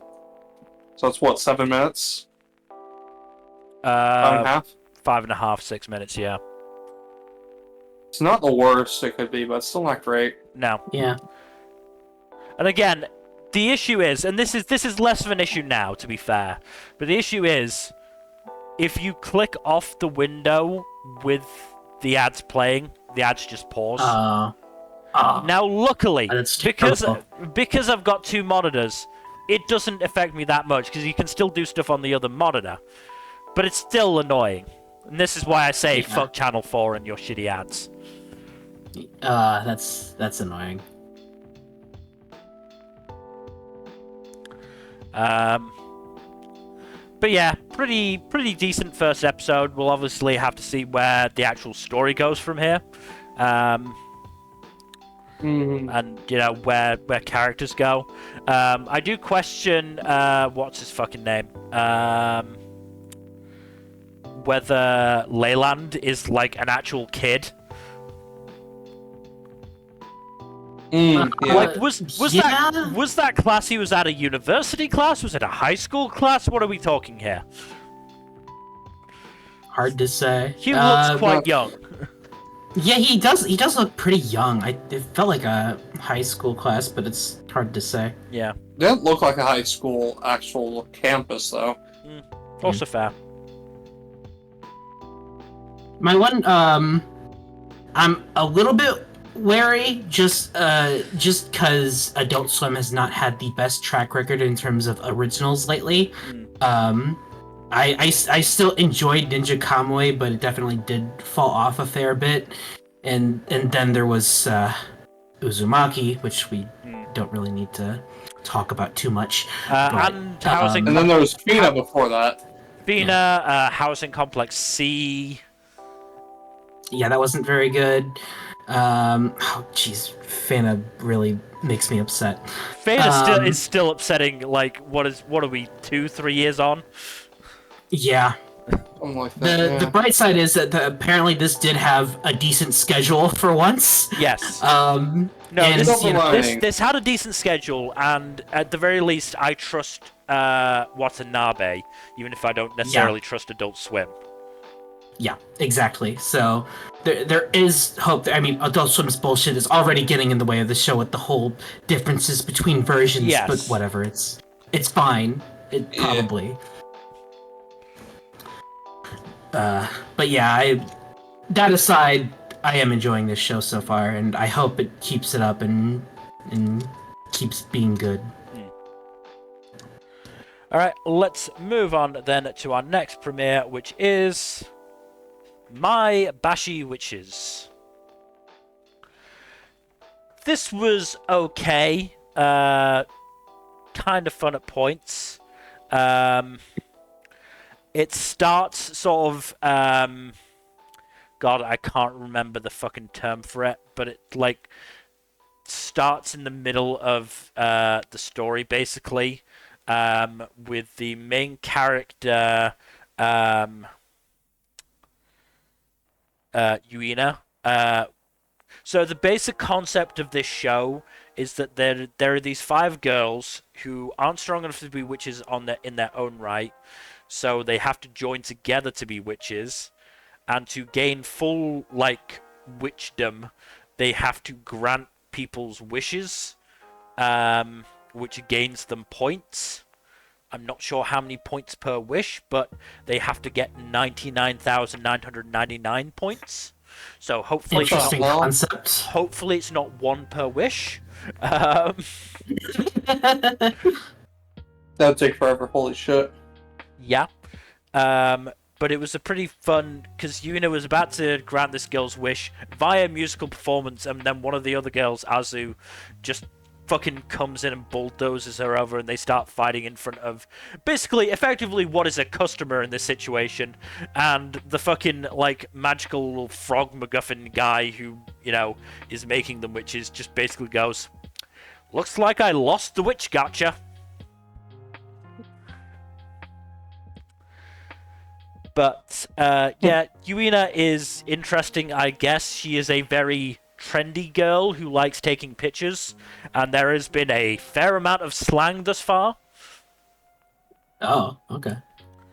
The one that I noted was that at some point she said her face card is lethal. And there's been other like fucking Gen Z slang thrown in there. Great. As one does. What was interesting is that the wish that they had to grant was more a case of. So basically, the client Eiko wanted to go to medical school, but she had at least her mum telling her she had to stay close by home, and her teacher going, well, it isn't likely for a girl to get into a medical school. Jeez. Yeah. So they were basically discussing about what they should actually do to, grant her the wish, because they felt it seemed kind of skeevy to just get her accepted to medical school. And No, you don't get to use that wish. Use a different wish. They basically decided that they were just going to, via song, encourage Eiko to make her own choice. Which they did, fairly decently, I guess. It was okay. It wasn't, the most amazing Idol performance I've seen or the most amazing Idol song, but it was pretty okay. This has earned 3 episodes from me. There's been some good humor, some interesting characters thus far, or certainly some interesting interactions. And I'm intrigued to see where they go from here and how sort of if they continue that sort of trend of not picking the easy route and actually discussing the wish sort of thing in actual great detail. But yeah, it was fine. It's probably lower down my list in terms of, how likely I am to drop it. I mean, if I look at my thing, to be fair, it was sort of in the middle of my list, but yeah, I don't know, we'll see. This is one that I could either watch to the end for no apparent reason, or I could look at it and go, I've got a lot of episodes to catch up for this, and I can't really be arsed. So I'm just gonna let it go. One of those shows. It could fall on either side of that. We'll see. But moving on to the show, I know Jack is most disappointed that he wasn't able to watch. It is. Shut up! Makina-san's A Love Bot. I am glad I did not have to watch this, because good god, this looks like such gooner bait. Yeah, I mean it's ecchi/hentai. The reason Jack didn't watch it is because it was licensed by a site called Ocean Veil that, as far as I can tell, only does hentai. Yeah, and it was like, what was it, $12 a month for a subscription? Which, $12.99. Oh my. So $13. You could buy a visual novel for that, and you'd get more bang for your buck. That's crazy. Jeez. But by the way. Yes. Hold on. There's a soundboard for that. Yeah. Yeah, and honestly, I didn't feel very willing to force Jack to subscribe to this fucking streaming service for what was likely going to be 1 episode. How dare you not commit? For this, let's be honest, it was going to be it's an ecchi show. It probably wasn't going to be that good to begin with. Yeah. Nah, probably not. So let us move on to our next show, which has not been licensed just yet, which is Miru, Paths to My Future. Yeah, we know this is getting a global release, but we don't know how or when. Yeah. So... I mean, the thing with this is it's only like 5 episodes to begin with, and it's like an anthology series. It looks really interesting. It does. That's kind of why I'm a bit disappointed it hasn't gotten a release yet, because I'm curious about it. But, yeah.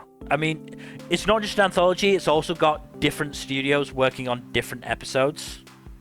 Yeah, including Triff Studio, which did Mekaude, so that's fun. Yeah. So, yeah, it's one of those things. Once it does get a global release, we'll watch it, but until then, there's not much we can do about it, unless we yo-ho-hoed. Which, again, we could have done, but, we I'll can just wait. Yeah, we it's can coming, wait. So. Yeah, it definitely looks interesting. It's like this fucking robot going around solving problems in various time periods. So yeah, seems interesting. But speaking of robots, we now move on to Mobile Suit Gundam GQuuuuuX. Interesting premiere, honestly. Yeah. Really liking the overall presentation of the show. Okay, so it's an especially interesting premiere because I watched the compilation movie thing called The Beginning that basically mashes the first few episodes together. And the beginning of that is not the first episode. The beginning of that starts with the second episode and maybe the third, where it's basically a flashback starring Char Aznable. So it's interesting. It makes sense for it to start here for the proper anime airing, but it was pretty... I was a little bit confused when I saw people commenting on this part of it. But yeah. Jeez, never say you're a Gundam fan without saying you're a Gundam fan. Yeah. I mean, look, this is the first Gundam I have ever watched, so there were some elements of the world building that I felt lost over. That will be explained, but this is a lot less newbie friendly than a lot of the AUs, from what I've heard. Yeah, a little bit. I mean, the prequel stuff will kind of catch you up. My main issue with it is that it's a bit fast-paced, so it might be a bit hard to keep up with it, but it more or less does introduce you to everything that you need to know. I mean, I feel like I'm keeping up for the most part. I'm also comforted by the fact that I have seen people basically saying that it's basically as a result of what's his fucking name again? Char? No. Yeah, Char? No. Tomino, I think is the name. Oh, Tomino, yeah. Yeah. Tomino, okay. Yeah. It's a very Tomino part of Gundam to be left in the dark on terminology and setting details for several episodes. Yeah. Sounds about right. As said, I'm mostly keeping up. I've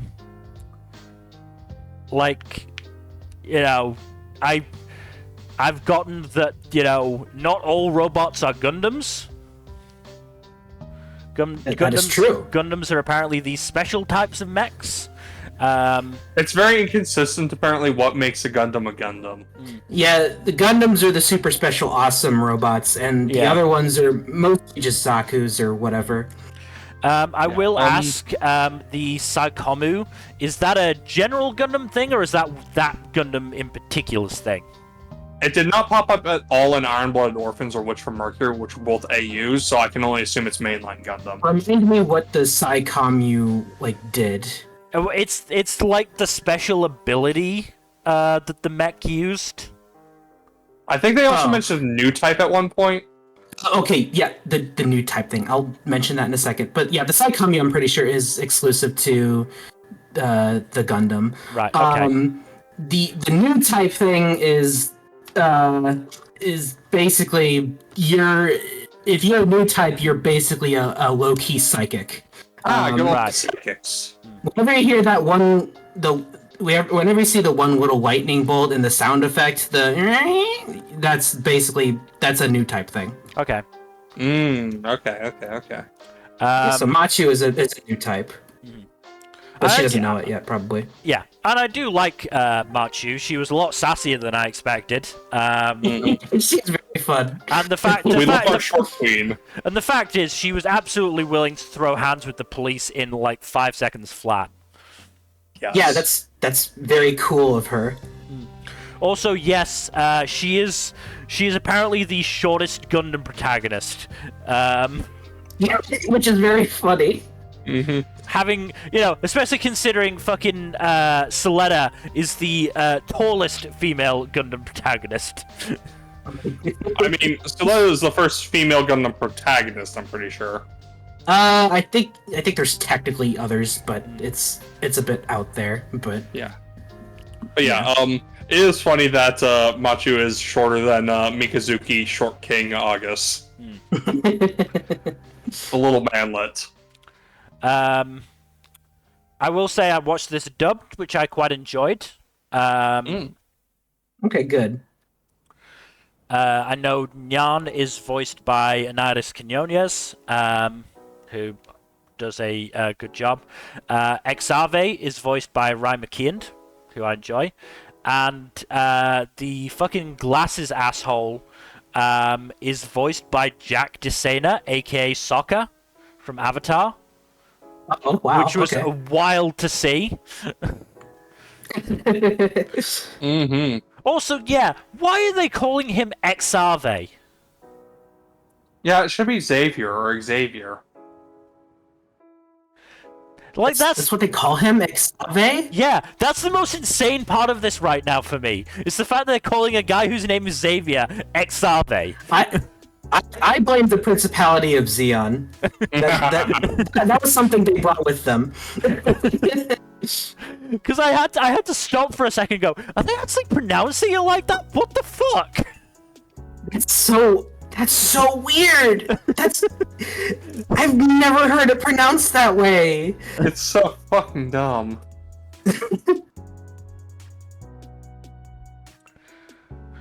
But yeah, solid premiere. I'm, as a first-time Gundam watcher, I'm looking forward to it. And the fact that there seems to be more hints of Yuri in the series. Yes. Look, yeah.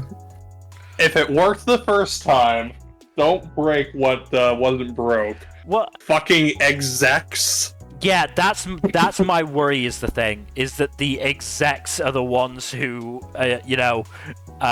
don't like the Yuri, and there is a male main character in the cast list.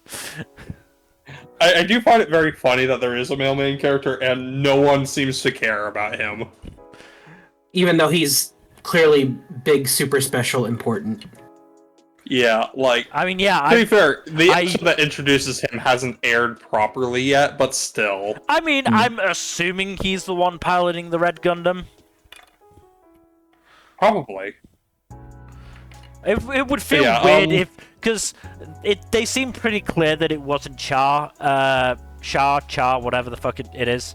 Char, piloting it. So if it's not him, then I'm fairly sure it's that guy.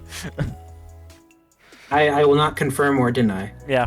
I forget, like, is there, like, I know Gundam, like, what makes a Gundam is, vague, but, like, is there, like, any special qualifications to pilot a Gundam in, mainline, or is it, like, is it just, like, a vague skill issue type thing?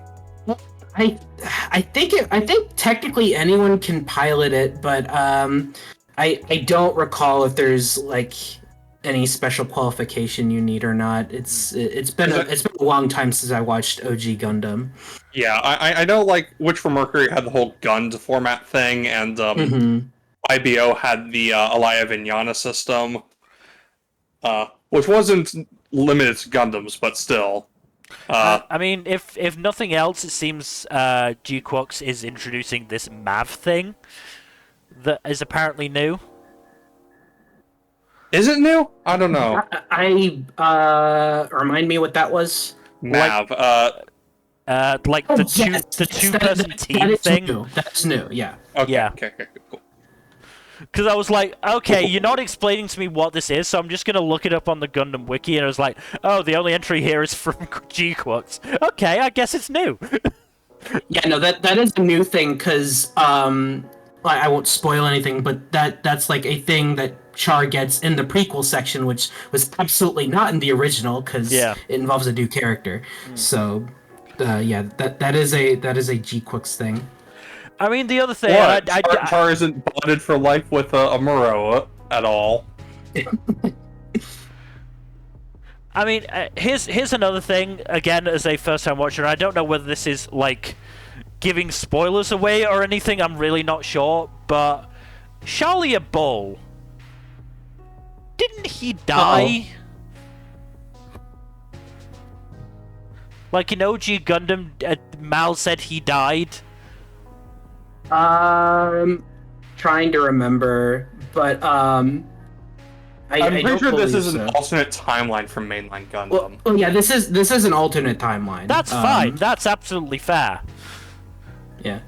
Like I anything that might have assumed occurred in OG Gundam isn't like necessarily guaranteed. I assumed that was the case, but like I said, I just looked at his fucking Mal page, and it ends with the battle would last a little under 10 minutes before Bro was destroyed and Bull was killed, and I'm like, okay, so he's apparently dead, but he's alive.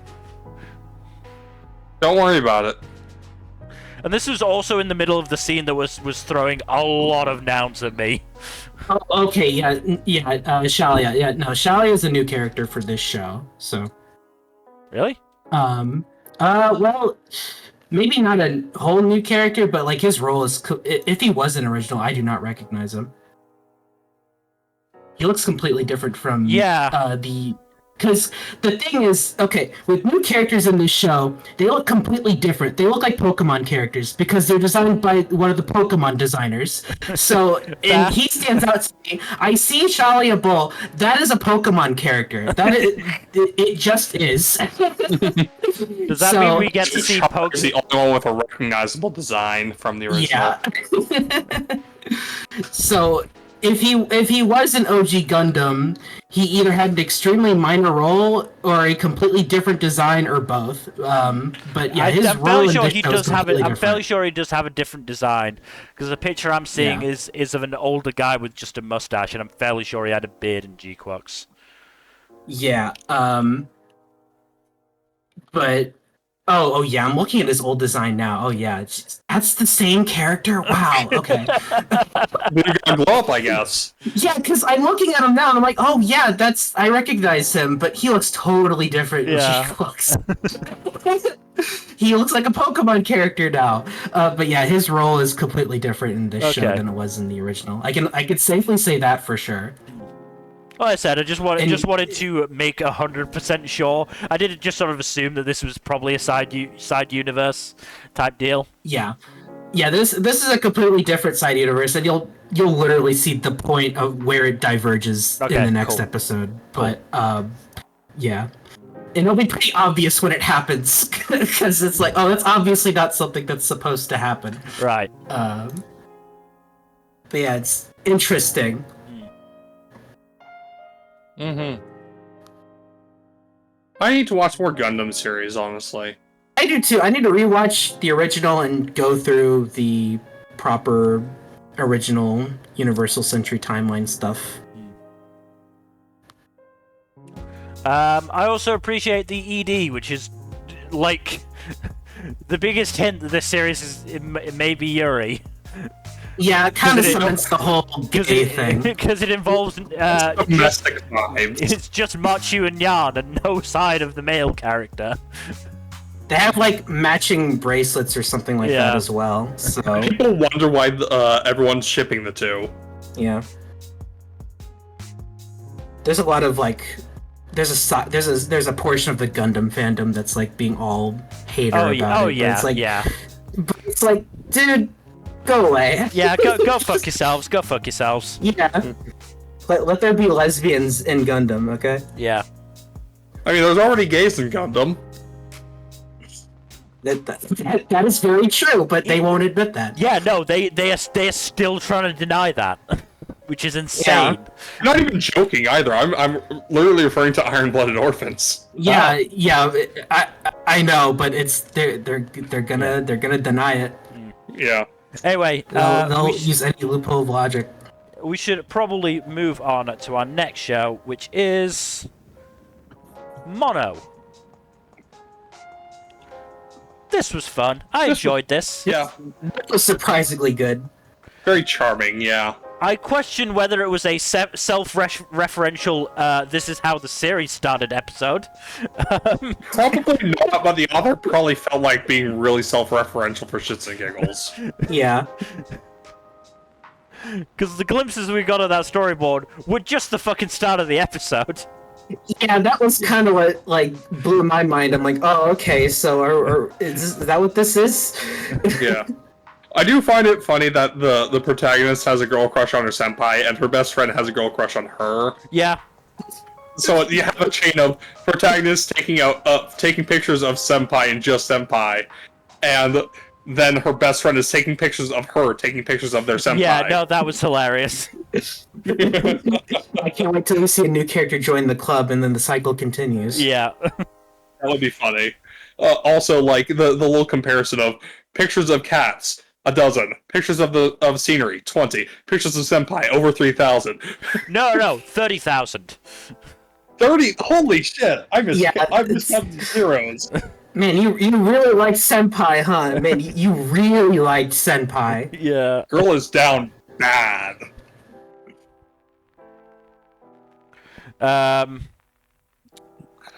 But yeah, no, this is, then we obviously got introduced to, Taisho, a very fat cat that is spoiled rotten.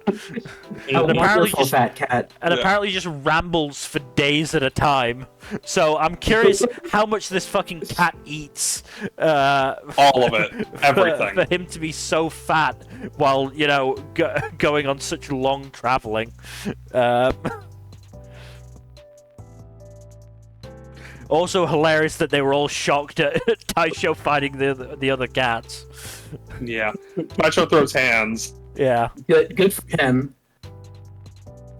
Oh yeah, fucking. There was also a reference to a small reference to Laid Back Camp near the end. Yeah, probably. Because Akiyama called was it Akiyama? Yeah, no, sorry, Harano called herself a laid-back manga author. I was like, don't think you're clever. Don't think I didn't notice that. Come on. Yeah. I'm like, oh, okay, sure. It's the whatever. author doing these two, so Yeah. it's No, fine if they're being a 100%. bit self-referential on that. 100%. But yeah, as the main trio of characters introduced this episode, yeah, as I said, really fun, really enjoyable. Yeah. We'll see where we go from here, because that's felt relatively self-contained as a story. Mm-hmm. Yeah, it's very cute. I didn't expect to keep watching this one, but yeah, it's I'm hooked. I'm having fun. I want to see where this goes. I want to see more photography shenanigans. Yep. And if nothing else, this is why y'all should watch Laid Back Camp, because Laid Back Camp is also very fun. yeah, It's cozy vibe. It's too laid back. I'm not laid back enough for that. You can do it. I believe in your number. I believe you can hit the laid back vibe. Maybe one day. The other thing keeping me watching this is the show I'm going to put all my Yuri hopes onto, considering Kiriyama's fantasy was the two of them growing old together with a cat, which, come on, Yeah. how much more explicit can you get without a kiss? It's also like the most wholesome goal, probably. Yeah. Yeah, it's very adorable. I'm glad she's not like weird about her girl crush either. Yeah. I mean, she's a little weird with the whole taking pictures thing, but, you know. She's not like crazy weird, not irritating weird. It's more like Yeah. quirky weird. Yeah. Yeah.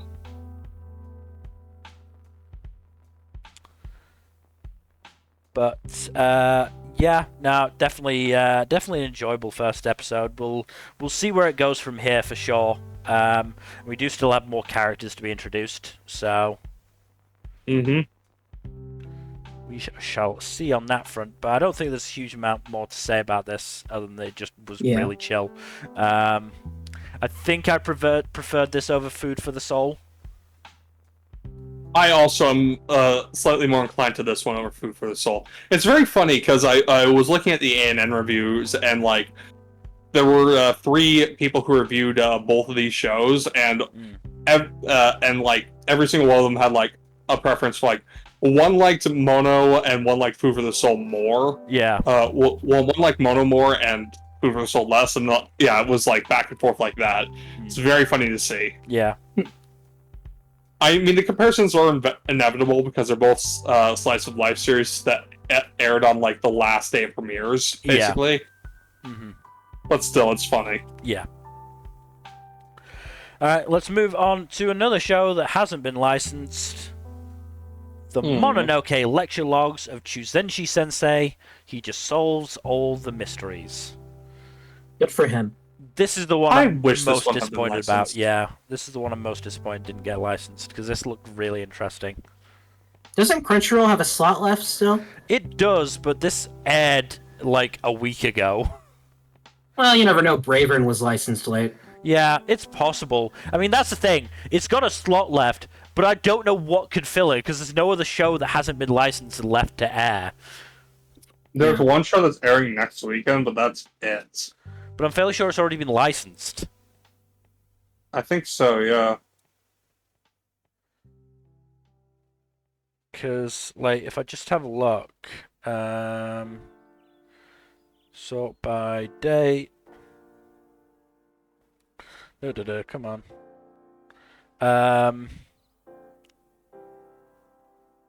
No, there isn't even a show to air next week.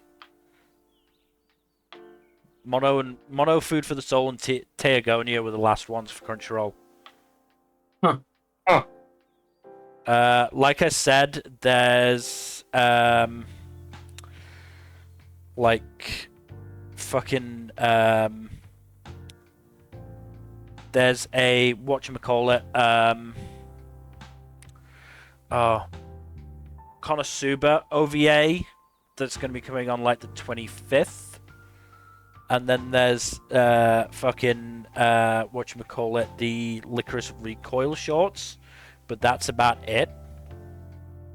Licorice Recoil specials are pretty sure they're going on YouTube. Yeah. Yeah, which is weird, but alright, sure.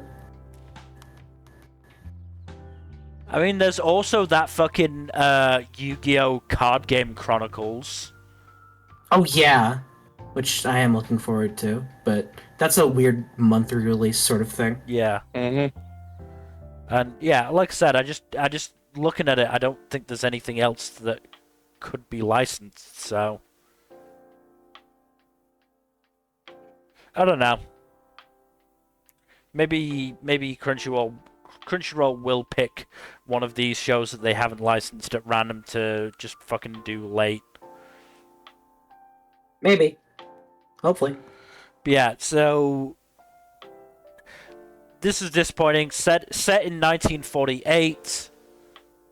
Mysterious supernatural happenings with fucking Chuzenji-sensei being this like fucking exorcist dude, I think.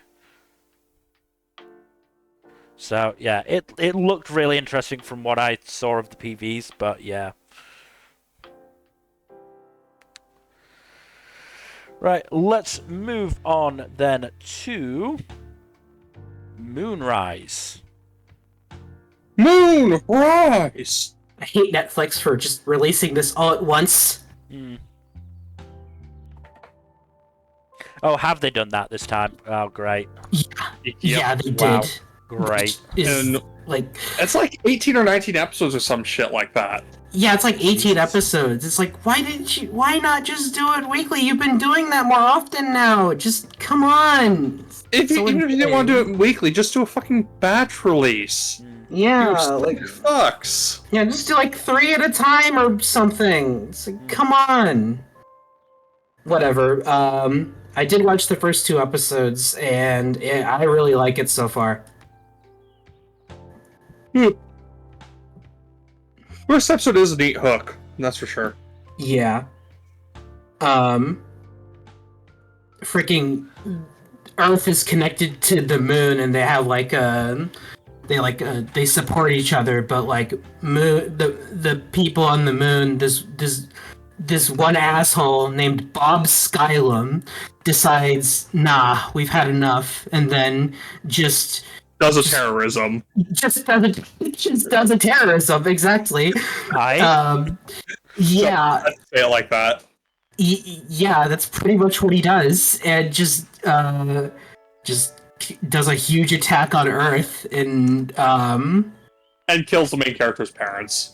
Because of course. Well, supposedly they aren't confirmed dead, but I can't imagine how they would have survived, because they are on a boat, and then basically this giant space base thing just crashed right on top of it. So I have no idea how they would have survived that.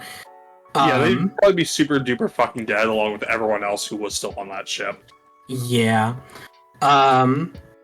And our protagonist was apparently an orphan who was originally raised on the moon, so or something like that. There's still a lot we don't know, but it's pretty interesting.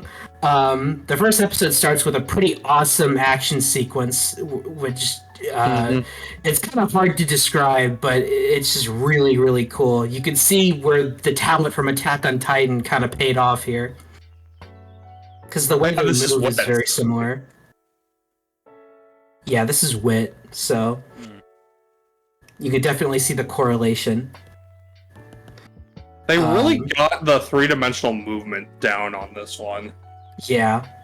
And I like the weird sound effect whenever they jump around. It's really cool. Plus they have transforming weapons and stuff. That's pretty sick, not gonna lie. Yeah. Really, really cool. So I'm enjoying it so far. Really looking forward to seeing more. It's just a shame. I'm gonna add, the character designs are all done by Hiromu Arakawa of FMA fame. Yes, of course. So I think you mean of Silver Spoon fame. Hello. Right. Of the heroic legend of Arslan fame. Thank you very much. Oh yes, of course. But yeah, I'm really enjoying it so far. It's pretty interesting. I want to see where it goes, because it seems like it's going to go in some pretty wild directions. Some of the character names are pretty nutty, not gonna lie. You got Wise Crown, Dr. Salamandra, Novice Harbinger, Zeppelin Zinger. And again, Bob Skylum. Yeah. And the protagonist's name is Jacob Shadow. Oh god. It's amazing. 10 out of 10, no notes. Yeah.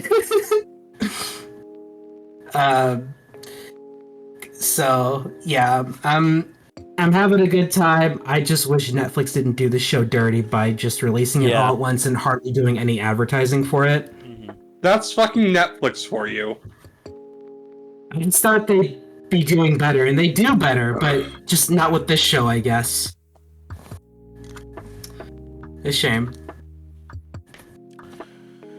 Alright, let's move on to our next show, which is My Hero Academia Vigilantes. Oh boy. I'm gonna say it right now. I do think this premiere is is on the weaker side, but I do also know that the series gets a lot better from here, from what I've heard by word of mouth. It starts off a little bit weak to begin with, and I don't think they helped it by changing a couple of things in the adaptation. Yeah, some stuff felt kind of different. What exactly did they change again? So the big one that I took note of that I'm just like, why did you change this? Is that when Koichi first sees Popstep doing her performance, in the manga, he spots a couple of cops nearby and warns her. In the anime, he just slide and goes away. That is weird. And, like, that's pretty out of character for him. And it's... The cops weren't even there in the anime is the thing. But what makes it stupid to me and frustrating to me is that that's the reason why Popstep actually goes up to Koichi in the first place.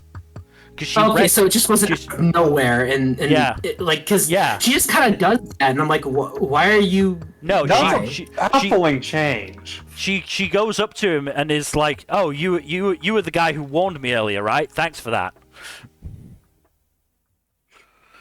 Yeah, it's very strange. Another change. This is minor, but just again weird and frustrating. Is that one of the people Koichi helps in while he's being the nice guy is actually Inko. Oh, yeah. But in the manga, it's older, more heavy-set Inko, whereas in the anime it was younger, lighter Inko. Huh. Maybe it's just because of timeline stuff, because how long before Hero Aka proper is this set? Give me a minute. Give me a minute, because I have the fucking timeline up on my phone somewhere. I've just got to find the tab with it, because I knew this would happen. I do remember that Inko was a bit slimmer when Izuku was about, I want to say, like 6 or so. Yeah, but this isn't that far behind. No, it's not. And the point is, she appears in the manga as, you know, looking more like she does in the actual in the, you know, mainline manga. Yes. I'm just curious where in the timeline it's set. So this is set 1 year after All Might versus All for One, where All for One gutted All Might basically. And gave him his skinny form.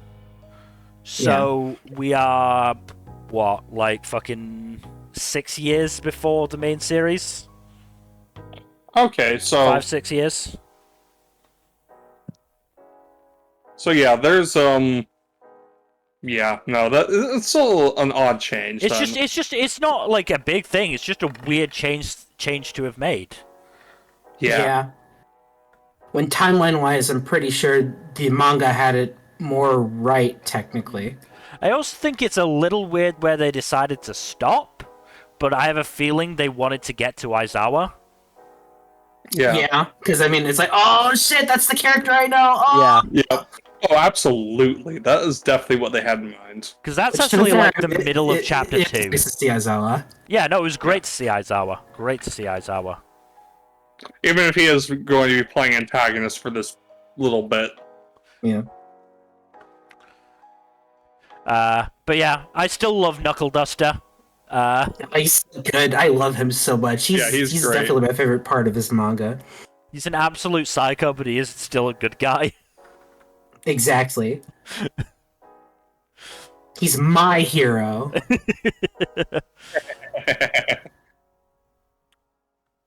And obviously we get mention of Trigger, which I believe was a thing in the main series as well. Yeah, I think it did get brought up later on. I think it got mentioned most during the overhaul arc. Yeah, maybe. So, yeah. The overhaul. Yeah, it was probably the overhaul arc, because that's when the underworld stuff was at the forefront. Yeah. Also, I do know that they speaking of adaptational changes, I do know they toned down Pop Step's costume a little bit from the manga. I'm fine with that. Yeah. No, that's a good change, I would say. Yeah. Personally, I think they did the right thing there. Yeah, a bit too risque, in my opinion, in the manga. Yeah. Oh, that was something else they changed. When Koichi went for the tried to attack the three dudes to save Pop. In the manga, he actually had a plan and thought it through. It just didn't work very well. Here, it just seemed like he acted without thinking. Which, well, I mean, the whole acting without thinking part is that is kind of a heroic thing, but yeah, but it's as I said, I don't think it's necessarily part of Koichi's character. Yeah. He is very much the more look before he jumps type character compared to Izuku. If I remember correctly, they did also tone down the nature of what the thugs were threatening Pop with. I think so, yeah.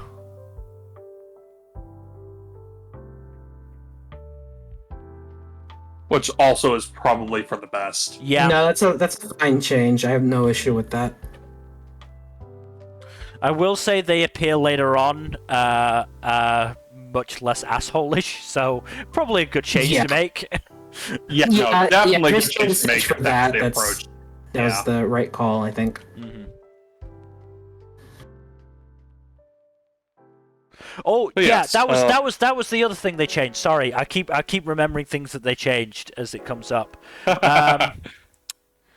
Koichi does actually, when he uses his quirk, he does actually get caught by a cop and reprimanded for it. Yeah, that was a weird thing to omit. Which again, weird thing to he's admit. just fucking goofing around here. Yeah. Yeah. It's a change that I don't like because again, it changes the tone of the series of Koichi cannot be using his quirk. Yeah, it's supposed to establish that, he's a vigilante. Yeah. He's his quirk illegally, so... We did see the consequences of, or rather, we did see what happens when someone uses a quirk unlicensed in the main story. Yeah. So... But still, it's a weird thing to omit here. Yeah. I will say, and this isn't really an issue with the adaptation itself, because it was kind of the same in the manga, but man, All Might looks weird when not drawn by Horikoshi. Yes, I did notice that as well. I did notice that as well. Not necessarily a mark against the author or anything like that. It's just Horikoshi just has a particular way of drawing All Might. Yeah. Yeah, and I'm not a fan of it. It's just doesn't look right. Not a major issue or anything, but it's it does make me happy All Might doesn't show up in this story that much. Certainly not in his buff form, if I remember correctly. He does show up a few times in his thin form. Yeah, but he's not he doesn't show up all the time. I'm fairly sure his main contribution to the story is introducing Tsukauchi to the story. Actually, yeah. Now that you mention it, I think that is the case. It's been a while since I read this. Certainly the early parts of it. It's been a while, yeah. Yeah. Because, it would have made a lot more sense to adapt this a long time ago. Yeah. But hey, it's fine. It's just a little weird. I'm glad it's just getting adapted to begin with. I'll also note that they got Jason Mononoke for Knuckle Duster in the dub, which is pretty great. Yeah. And it was nice hearing Brian as Suzuku again. Oh yeah, he narrates, doesn't he? Yeah, he does it a little bit in narration, yeah.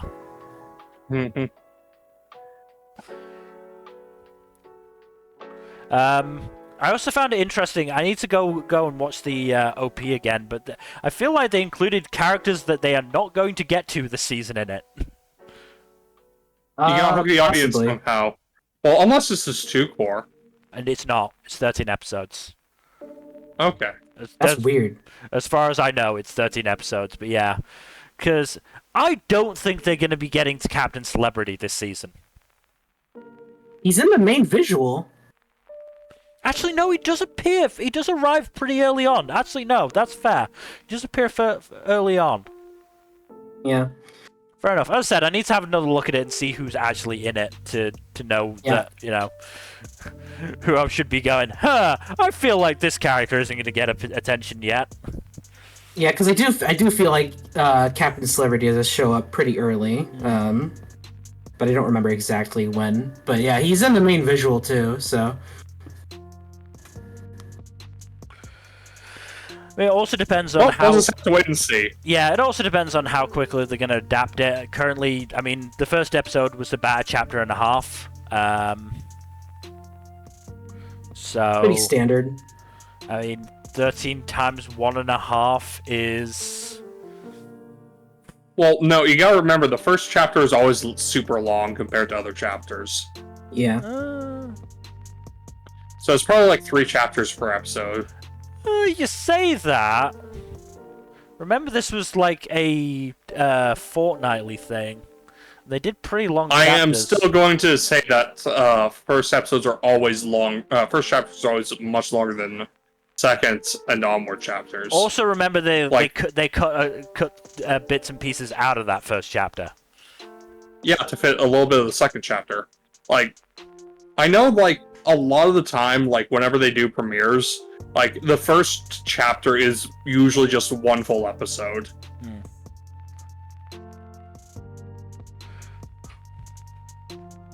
Because it's usually, like, triple-length chapter.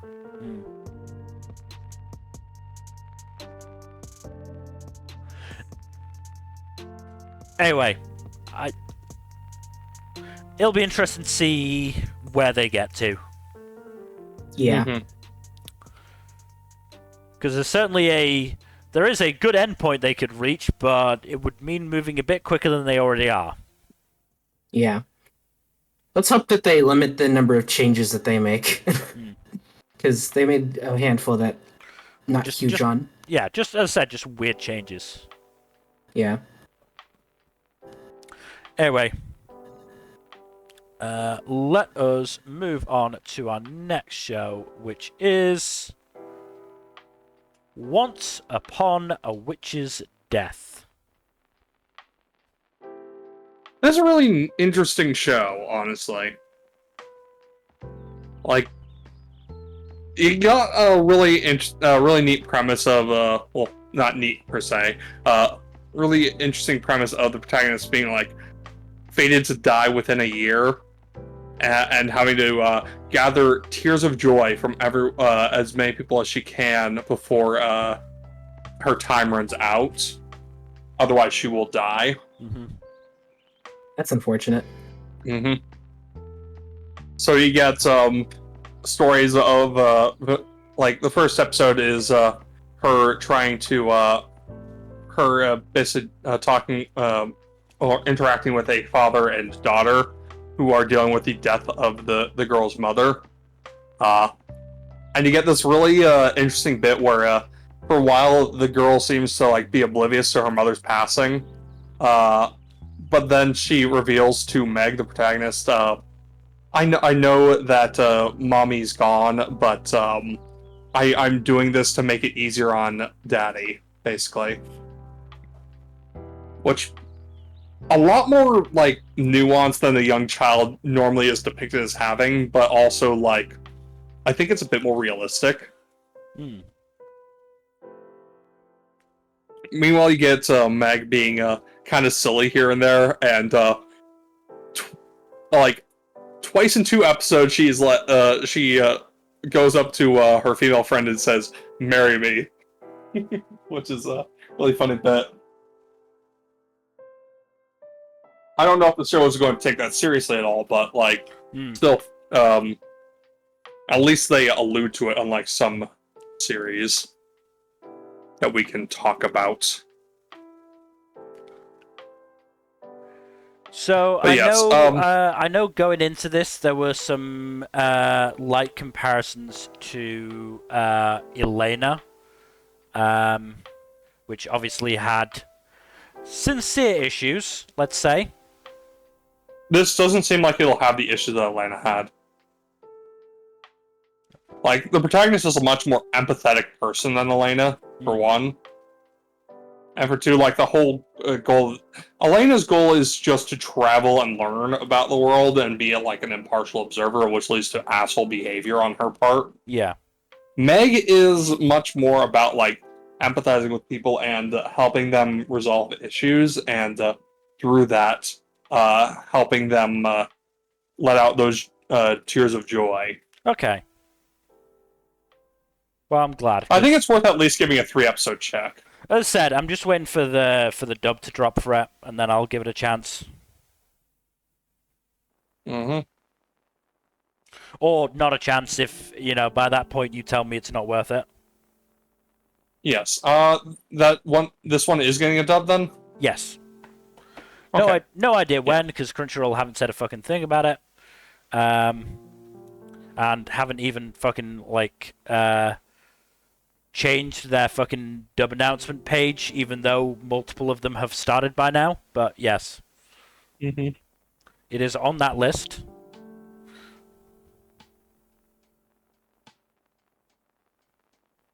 Yeah, no, it's an interesting show, honestly. I feel like it's worth checking out. As I said, I definitely want to. It was a case of, as I was getting sort of yesterday and today, I was just looking at it and going, I'm not sure I necessarily have time to add this now, but I know it's getting a dub, so I'll give the dub a chance once that drops, and I have maybe have a little bit more time. And hey, I like watching shows dubbed if I can.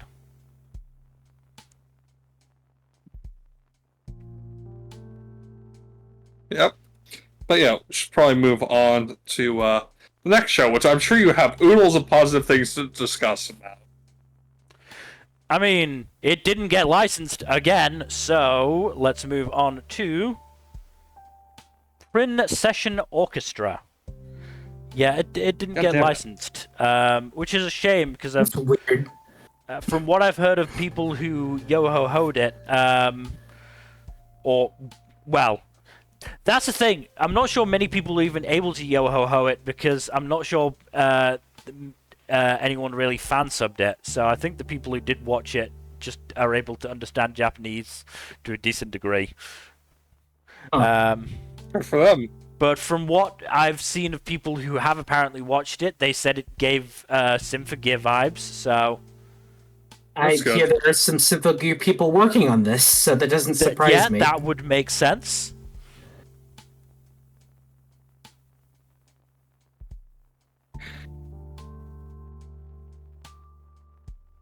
That's why I was curious about it, but if it's not licensed, then... No, not yet.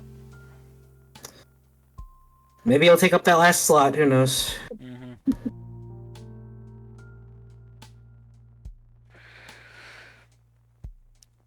It also might be going for 4 consecutive cores, which would be wild. This is an original, I'm pretty sure, so that's, wow. Original by Silverlink, who can do some really good stuff, but it can also do some real rough stuff. Yeah. Yeah. We'll see. I mean, depends on if they're on their game or not. Yeah.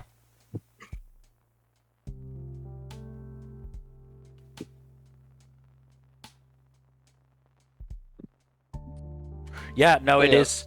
It is going to be 4 consecutive cores with 48 episodes. Holy shit. That's good for them, I guess. Yeah, good for them. But yeah, just a shame it hasn't been licensed yet. Well, maybe or if at all. Hasn't been licensed at all. But also, how many shows did High-Dive license? 2? 3, I think. 3. And one of them was the Yandere Dark Elf show for some reason. Which we will be discussing later. Great. Yeah, so High-Dive, what the hell? In fairness, High-Dive did license the next show, which is substantially better. Hell yeah. Let's move on to Rock is a lady's modesty. This show kicks ass. It's so good. This show's great. Like, the fucking performances alone are worth the price of admission. And then you get into the actual character work, and goddamn. Yeah. It's very, very good.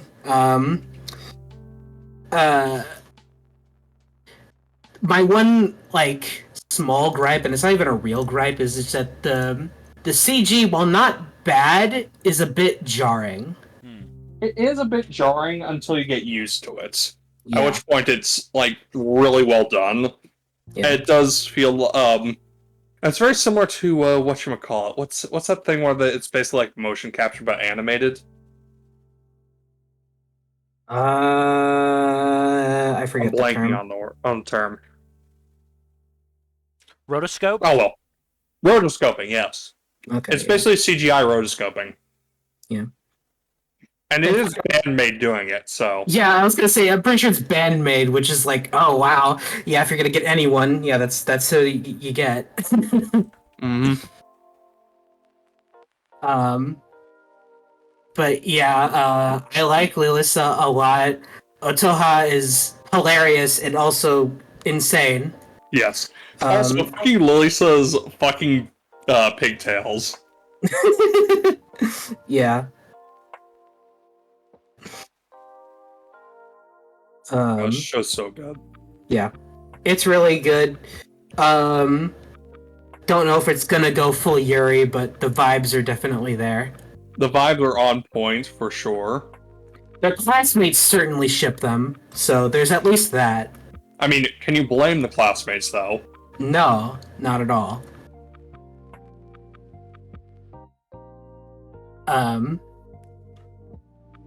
Yeah, really enjoyed this. Definitely Also has a Linkin Park fan. She's based for that. Yes, Linkin Park and Chili Peppers. Yeah. It's always funny hearing Red Hot Chili Peppers in English. Yes.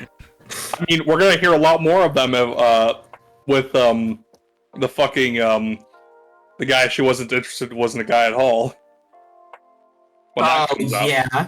We're gonna get a lot more classic rock with that, baby. Oh, there's gonna be so many fucking copyright issues with that show. Yeah. Oh, yeah, and also Steel Ball Run, whatever that is. Oh yeah. Get hype.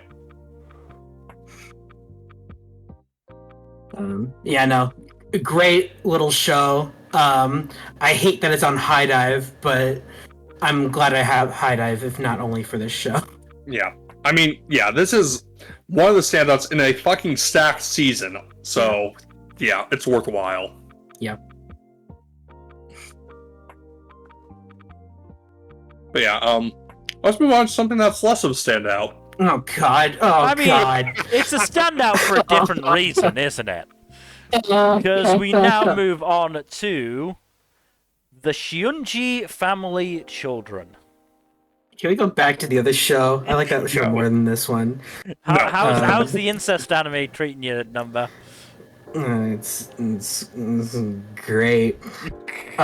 So to help me get through this episode, I do have a few friends who don't watch anime too often, but when they do, they just love watching abysmal garbage and laughing at it.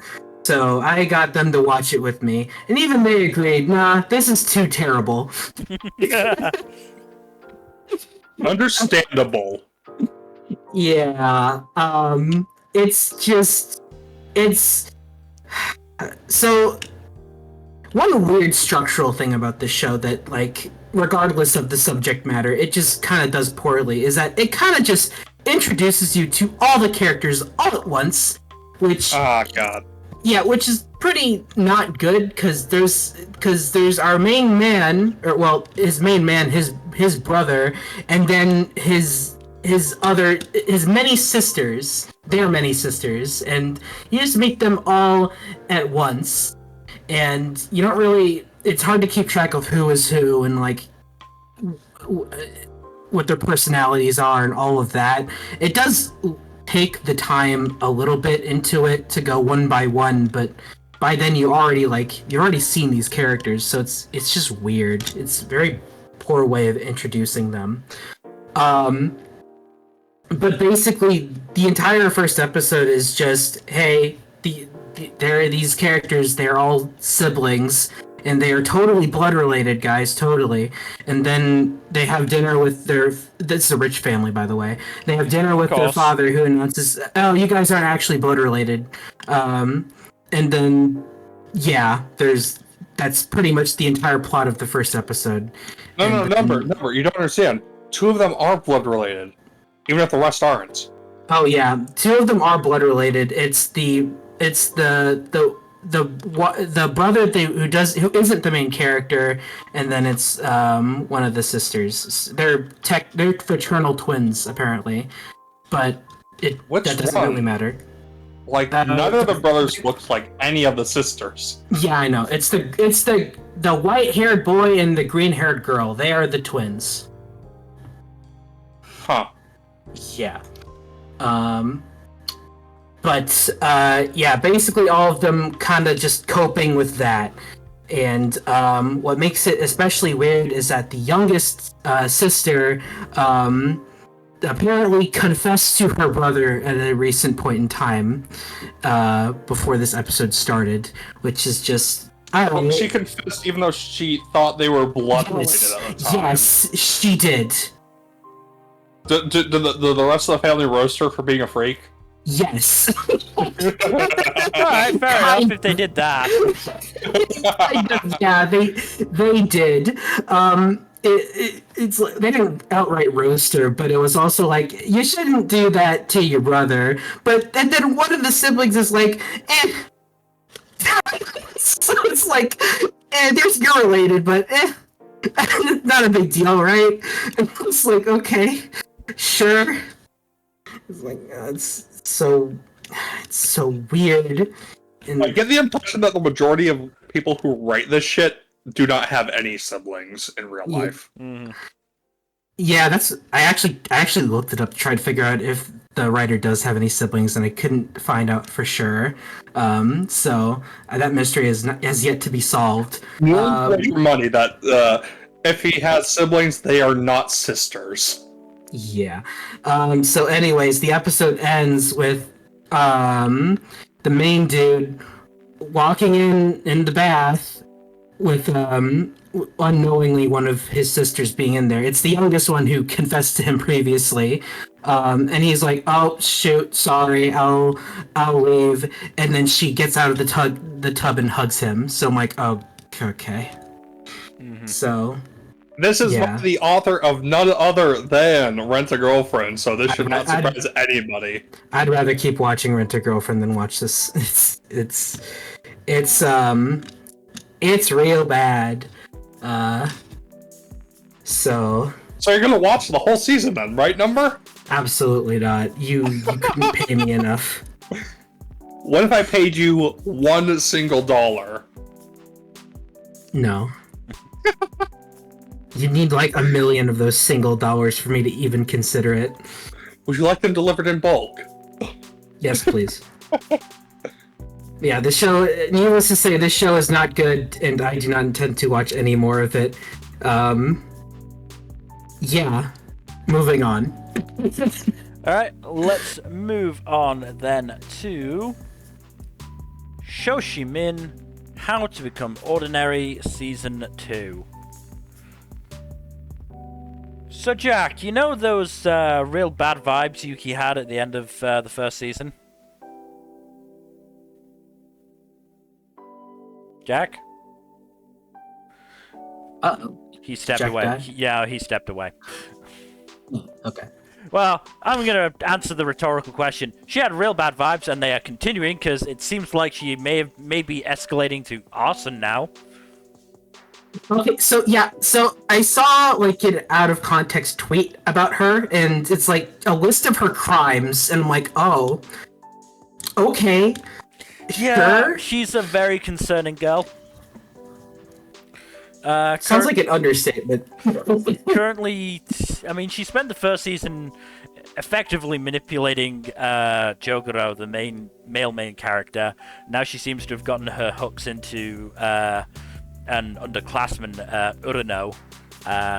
Great. Who's like, I just want to, I want to make my mark on the school by, improving the paper or writing a really good article in the paper. And suddenly he's now investigating these fucking arson incidents. Great. That's great. And at first, it wasn't necessarily clear that it was her. And then the final, we get to see the final incident, or the final incident thus far, which is a van being burned, which was involved in one of the incidents that Yuki set up at near the end of last season. So yeah. So Osuna committed arson then? It seems likely. I can't say. The pastor? So, at what point does she become ordinary? I don't know. Never. Look, Or is arson ordinary? I'm not 100% sure whether Yuki is the one doing these arsons, but it's more likely than it should be. And she continues to be, legitimately terrifying.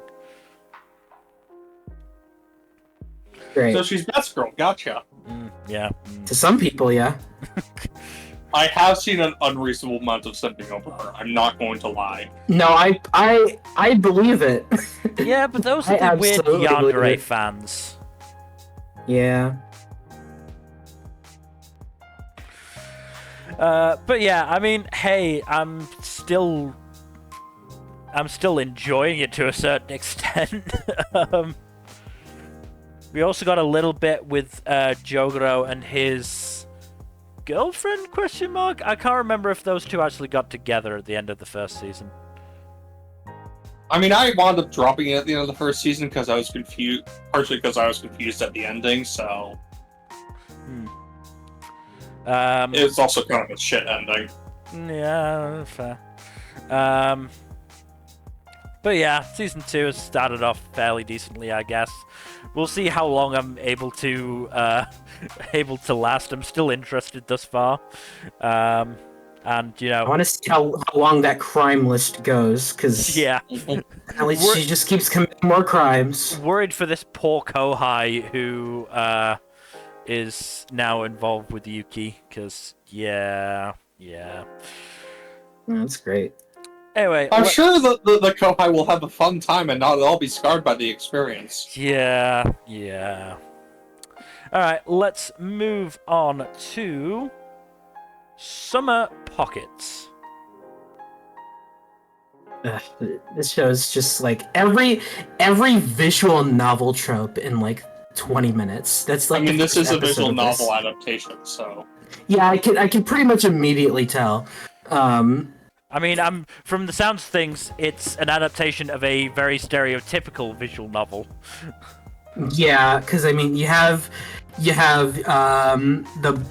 the young man with a weird past who's just arriving to a weird island, meeting weird characters, and then having an awkward interaction, which was what is clearly the main love interest or the main interest the game wants you to have, or whatever.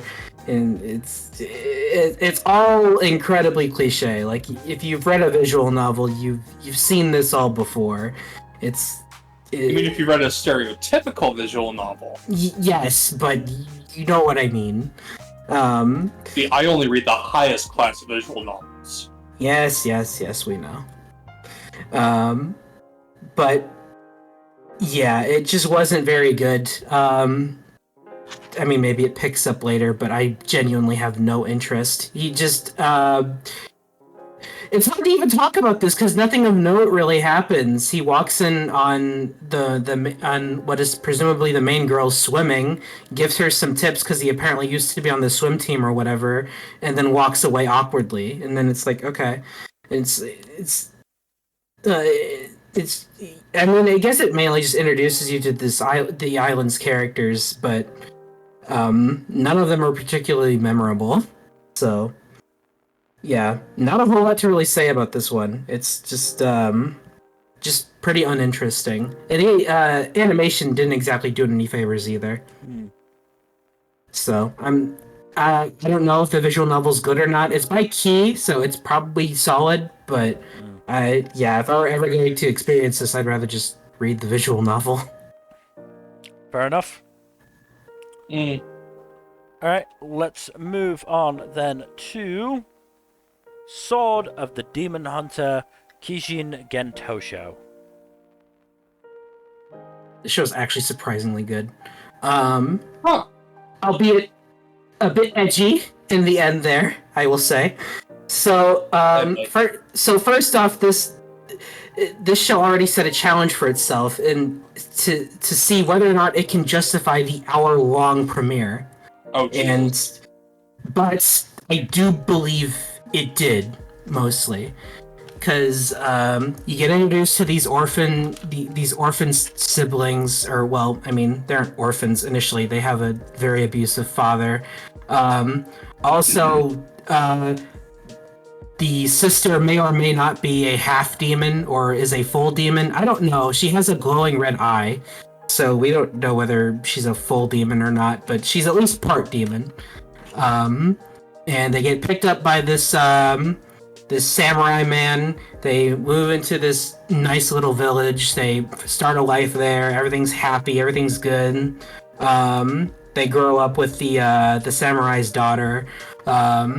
Everything's nice. The samurai's daughter ends up becoming like the village priestess or whatever. The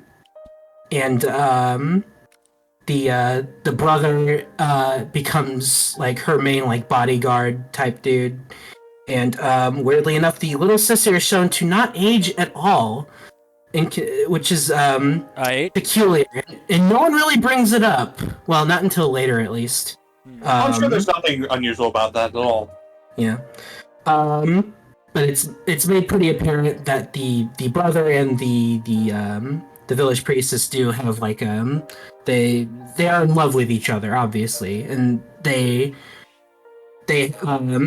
priestess is able to get permission to have a day off for once, and they do that. And at the end of their little day off, she tells them that she's going to marry one of the other samurai who also guards her, and it's merely for I forget the actual reasoning.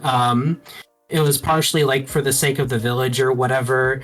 I forget the actual reason. It's probably stupid.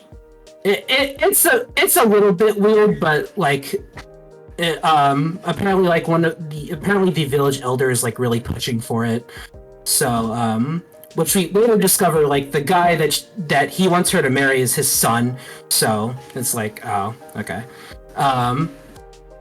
But she's like she does still confess to him, and she's like she doesn't want this to go through, but she wants to do it for the sake of the village and yada yada yada. And then a demon attacks. A big old buff demon dude doesn't attack the village. He's like on the outskirts of the village and lures the brother away, and they fight. He loses his arm, but he also severs the demon's arm, and the demon arm merges with his body, and then it becomes his arm. So now the brother's half demon, or part demon at least. Yeah. Meanwhile, while he's dealing with that,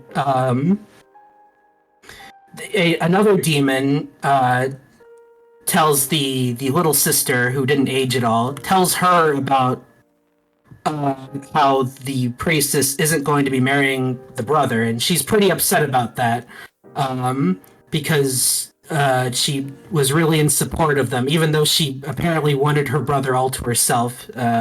Not weird at all. Which apparently also caused her to restrict her aging so that she could stay his little sister or whatever. I don't know. It's weird. But basically, demon spills the beans to her and pushes her to lose her shit completely and unleash her actual power. And ends up killing the priestess and setting fire to the whole village and causing a bunch of destruction and stuff. Whoops. Yeah, pretty messed up stuff. Straight up cuts her head off right in front of the brother, who finally catches up, and he's like, yeah, I know you're my sister and I love you, but I gotta kill you. And there's our main conflict. The sister ends up getting away, and now he's gonna go on a 180-year journey to prevent the sister from becoming the ultimate evil or whatever. Wild. Yeah, it's I didn't give the most enthralling description of it, but it was actually pretty surprisingly good. I enjoyed it a lot more than I expected. Weird thing though is that the episode ends with like this weird flash forward to like modern day or like close to modern day. Yeah. I don't know. It's implied that I think it's just this. It's the main guy later on just telling his story or whatever. I don't know for sure. But I don't know. I'm curious to see whether that comes up or not. But yeah, as for the premiere, at least it was pretty good. I'm gonna at least give it a couple episodes to see where it goes. But I think it did a pretty decent job justifying its extended premiere with laying the groundwork properly for the actual ending of the episode to hit in an emotional way. I mean, my big worry is that the studio behind this is Yokohama Animation Laboratory, which, you know... Yeah, which I will say the animation wasn't, like... It wasn't amazing, but it wasn't really... It was never bad at all. It was never approaching bad. Is this an original, or is this based off of something? Based off of a novel. I actually... Okay, okay. A novel. Okay, interesting. But, yeah, production value-wise, it was fine. I didn't see anything, like, too out there with it. Mm-hmm. So, I'll give it a few episodes and see where it goes, but it was a pretty solid premiere. Yeah. But yeah, I do just worry that at, like, sort of the 6, 7, 8 episode mark, this is just gonna collapse. Yeah, that's definitely a valid concern, but at least right now it's solid. But so is Whisper Me a Love Song. Yeah. So. Mm-hmm. Yeah. The solid first episode is not necessarily an indication of solid production throughout. Yeah. But we'll see. Yeah. All right, let's move on to our next premiere, which is Teogonia. This one was interesting. So the premise is basically this is a fairly unique fantasy setting wherein humans are the underdog in a number of conflicts against various demi-human races, including a race of pig-like orcs and another group of big ol' monkey. And every living being has in their chest a godstone, from which they derive energy. So once a sapient being dies, their godstone is removed, and the victors in that conflict partake of the liquid within in order to gain more power. And the protagonist is a grunt in the human army who wants to rise up in the ranks because, you know, being a grunt in the human army means you kind of get jack shit. And while the nobles and such feast quite heartily and all that. But it turns out the protagonist does have occasional flashes of memories from another world. Oh, okay. And from those memories, he gathers such vital information as rice balls, and perhaps more crucially, the existence of something called magic, which isn't something that's really present in this world. You have divine blessings and all that are bestowed upon certain individuals, but magic? Not really something that people have heard of. So he's like, I want to do this magic thing. I want to use fire. And he eventually gets pushed into a corner by an orc, and blasts it with some fire. And then he realizes he doesn't know how to turn the magic valve off, so he is just leaking fire and thus life energy until he figures out how to shut that. Yeah, that sounds bad. Yeah. So he basically imagines a sluice and uses that to close off the flow of magical energy before he, accidentally kills himself. And then the orc he flamed gets back up and tries to kill him. Then he pulls out his sword knife and stabs the orc and falls off a cliff, and that's where the episode ends. Mm-hmm. I do think he's going to survive, probably, but yeah. Not too bad. It is something I think is worth giving 3 episodes just to see where it goes. It does have some potential. There is also one of the supporting characters is basically a princess who is like, I want to fight too, and and her brother's like, no, fuck you, you're a woman, don't fight. And she's like, but I could fight. So, you got the whole chafing under the feathers of patriarchy thing going on. Which, I don't know how well that'll be explored, but it seems like an interesting angle. Yeah. Yeah, like I said, I'm gonna give this one 3 episodes to see how it shakes out. It seems like it could be pretty interesting. Alright. Speaking of interesting... Let's move on to Be Hero X. That was a hell of a premiere. Yeah. Thank goodness this show is good. Because I've been waiting for this show for years, and finally seeing it is pretty wild. Yeah, the shifting animation styles throughout the premiere were really interesting. Yeah. What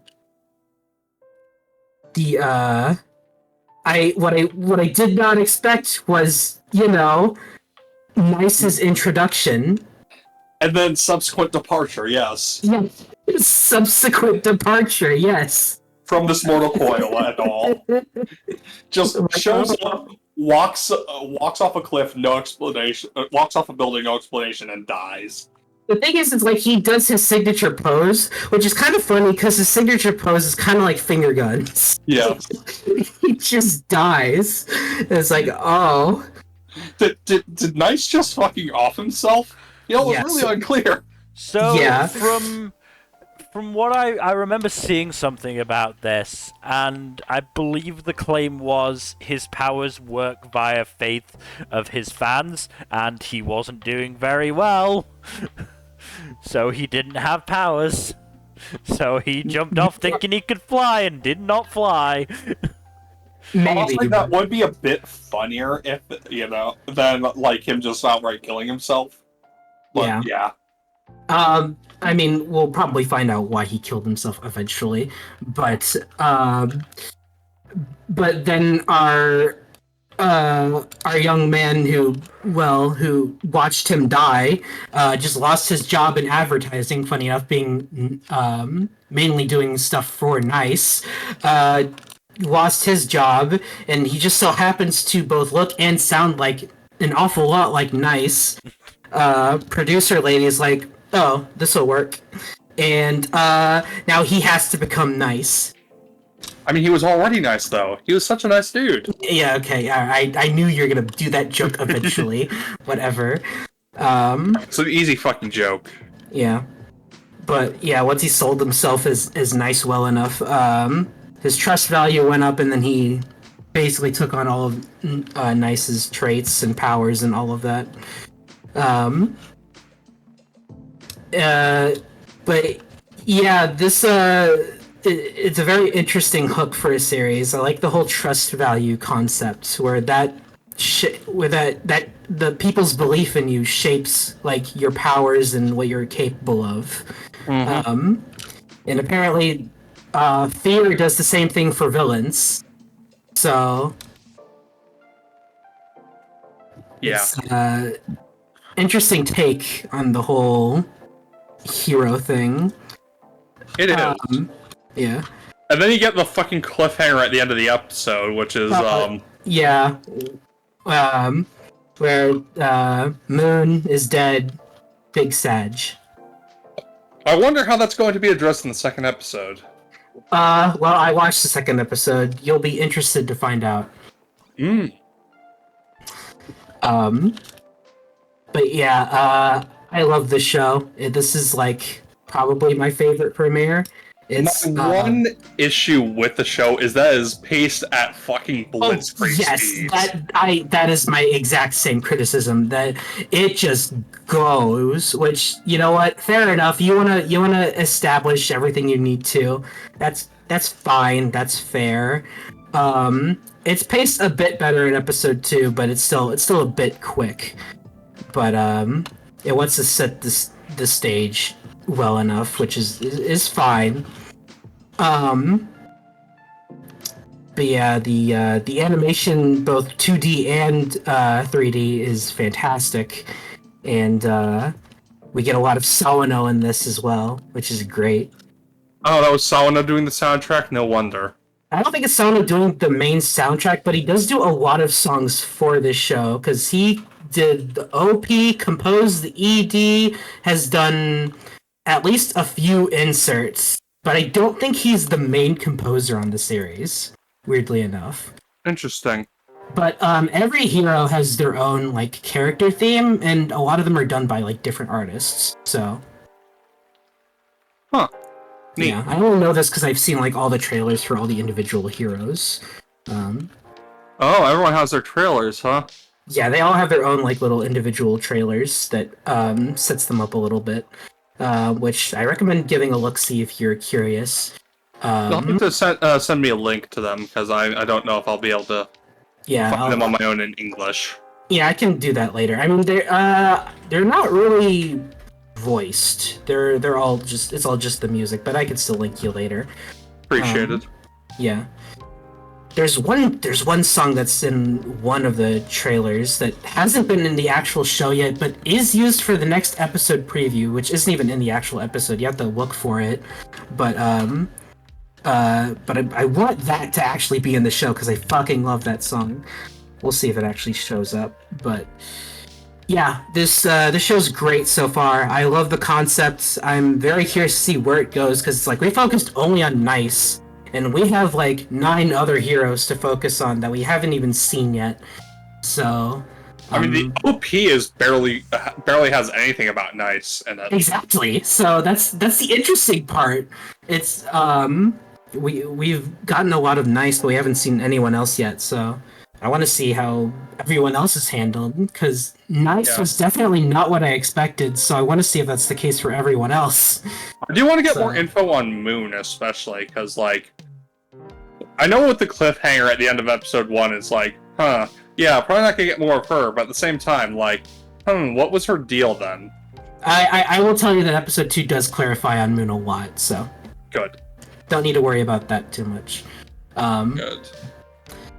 But yeah, I love this show. I'm really excited for more, and I'm also happy that it's 2-core, so we're going to be getting plenty of it. Oh, okay, 2-core, that's good, that's good. I was worried, because, like you said, like, 9 other heroes, and we already got 2 episodes on Nice. It's like, Yeah. Mill, you should watch this. I will think about it. It has a dub. Just saying. I did watch it dubbed. Think about it even more then. That's all I want. Because it's great. And that's good. One of my highlights of the season. We'll get to the other one. You guys already know what it is, but yeah, we'll get there. Oh, it's clearly Unaware Atelier Master, right? Yes, obviously. Don't get me started. All right, let's move on to our next show, which is The Too Perfect Saint, tossed aside by my fiancé and sold to another kingdom. I was wondering if this one had potential, because I had heard some talk of it. I mean, I only watched the premiere, and it didn't exactly sell me on it, but it's I I'd have to watch episode 2 to really be sold on it because it's hardly gotten into its premise really. Because there's this village, and there are the saints, or like the people who make sure the village thrives and keeps people happy, keeps everything alive. Um, and there are twins, and there's the older twin who is basically capable of doing seemingly anything. But Anything. she doesn't emote very good. She's very kudere if you're familiar. Meanwhile, her younger twin sister is much more outgoing and is almost as good as everything as the older sister. But so everyone seems to prefer her. But the cartoonishly evil parents decide to, and the prince of the village as well, decide to just sell her off to another village, because the prince is engaged to the older sister, but he doesn't want to be because she doesn't have much personality. So he just sold her off to get out of that, and then. What a douche. Yeah, I mean, again, cartoonishly evil. Like, both him and the parents. It's seemingly the only person that actually cares about her is her sister. So, she'll be surprised to know that she was effectively sold off. So, to another village where she'll seemingly be taken care of. But we don't really see any of her life there. The episode literally ends on her getting there. So. I don't know, just not all that interested, to be honest. I could give it a couple more episodes, but there's already a lot to watch this season as it is, so Yeah. I'm not all that interested. But there's nothing particularly bad about the premiere, aside from, again, cartoonishly evil people. Yeah. Look, there's a time and a place for cartoonish evil, but like, Yeah, sometimes it just doesn't work. it's pretty out there with these guys, so yeah. Alright, let's move on to, I believe the last show that didn't get licensed. It is Uchuujin MuuMuu. Hey, yeah, this looked sort of interesting. Cat alien coming in and learning about Earth. Another one of OLM's fucking wild adaptation decisions. Oh. OLM, huh? Yeah. Oh, the cat's name is MuuMuu. That's nice. I like that. But unfortunately not been licensed, certainly as of yet. Maybe it'll get Crunchyroll's last spot, who knows? Maybe Crunchyroll isn't going to license another show and that spot was put there by accident. Who knows? Who knows? But, it looked interesting. I honestly did want to give it a try, but, alas. Is what it is. Yeah. Alright, let's move on to what you've been waiting for, Nmbr, because up next, it is Musume Cinderella Grey. And some horse girls, and not that interesting. Anyways, moving on. I'm kidding. It's Nmbr, by the I way, wanted in more. check the stream chat, because I have questions. I have a lot of questions about the world of Musume. Wait, hold on. Let me look at this. Hold on. No normal horses. Musume can run on walkways. Cases of relationship. Okay, that third one's a little bit dubious because, like, I haven't seen any official confirmation of that, but I do believe that is true. No boys, that is true. Fathers are a secret. That's also kind of dubious, depending on what you're watching, because I think we have seen fathers before, but it's weird. They're like elves. I don't know what that means. That's why I'm asking. I don't know what that means. No betting, that's true. Active in other competitions, that is true. Training center academies outside of Tokyo, that's true. In fact, I'm pretty sure. Katsumatsu is one. Yeah. Yeah. Who are not good at running, but like singing. Yes, that is true. Most of those things at the very least are true. Okay, that does answer some of my questions that I had. Which one of them was, are there horse boys? Okay, but why are they called horse girls if there are no horses? Because they are the horses. But where would the concept of horses come from if there were no horses? Because it's to distinguish them from normal women. Stop thinking about it, Jack. It's not worth it. It's to distinguish them from normal women. Don't worry about it. I will say I did enjoy the premiere. The premiere was very good. The protagonist is fucking hilarious. I love her very much. I died laughing when she went back for seconds. And the fucking, kitchen staff were absolutely fucking crying and losing their shit. Absolutely, she was so funny. Food at that point that she looked pregnant. Let Oguri eat, damn it! Let her eat. She needs to eat. Yeah, no, she does, but still, god damn, girl. I also just found it funny how fucking Norn, Rudy, and Minnie tried to bully her, and she just okay, you're my friends now, right? Wow, you've given me this room all to myself. This is fucking luxurious. Yeah, she gets She gets kicked out into the storeroom, but she likes having her own room with a bed and everything. Yeah. She's just happy to be there. Yeah, no, Oguri is great. Yeah. I love her very much. I also like Belno thus far as well. No, she's good too. Belno has to deal with Oguri's madness. Yeah.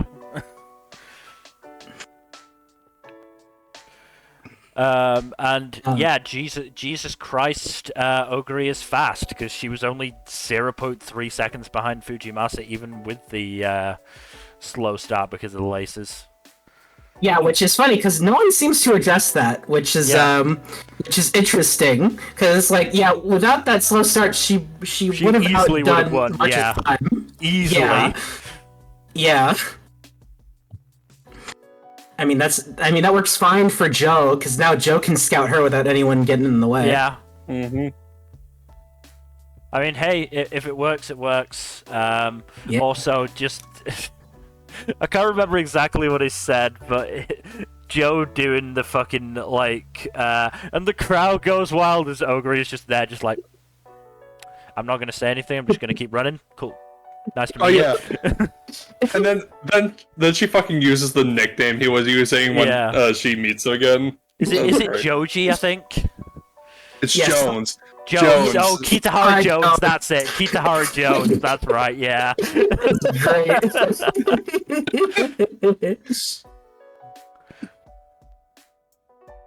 Oh, this is good. This is really good. Yeah, one nice little detail is the shaking thing that Oguri did before running. That is a thing that her actual horse counterpart actually did. Oh yeah, I forgot that all the horse girls are based off of real life race horses. Okay, so that also brings up a weird thing with this specifically, because normally, yes, that is true. All the horses are named after actual horses. That's kind of true here, where I forget which one specifically, but a lot of the horses in Cinderella Grey that are only in Cinderella Grey are based on actual horses, but I don't think they could use the actual names. Right. So it's a little weird. I forget which ones they couldn't use the names for. But yeah, so it's just a rights issue a la JoJo or something. I mean, kind of. Luckily, I don't know enough about the Japanese horse racing industry for it to actually affect me.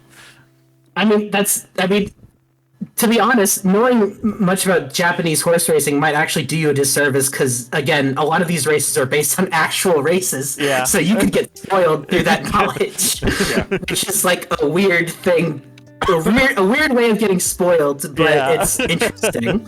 Yeah. I was tickled by the inclusion of a horse girl in the ancient Egyptian tablet. That was funny. Okay, yeah, that's the thing that all series does in like a different way. I forget if it was the movie or not, but like there were these Moai statues, but they had the horse God. ears. God. Actually, gonna tell me there was like a totem pole with horse girls on it. Yeah, so there may have been something like that as well. This is all Musume shows do something like that in its whole introduction. So it was it's always funny to see.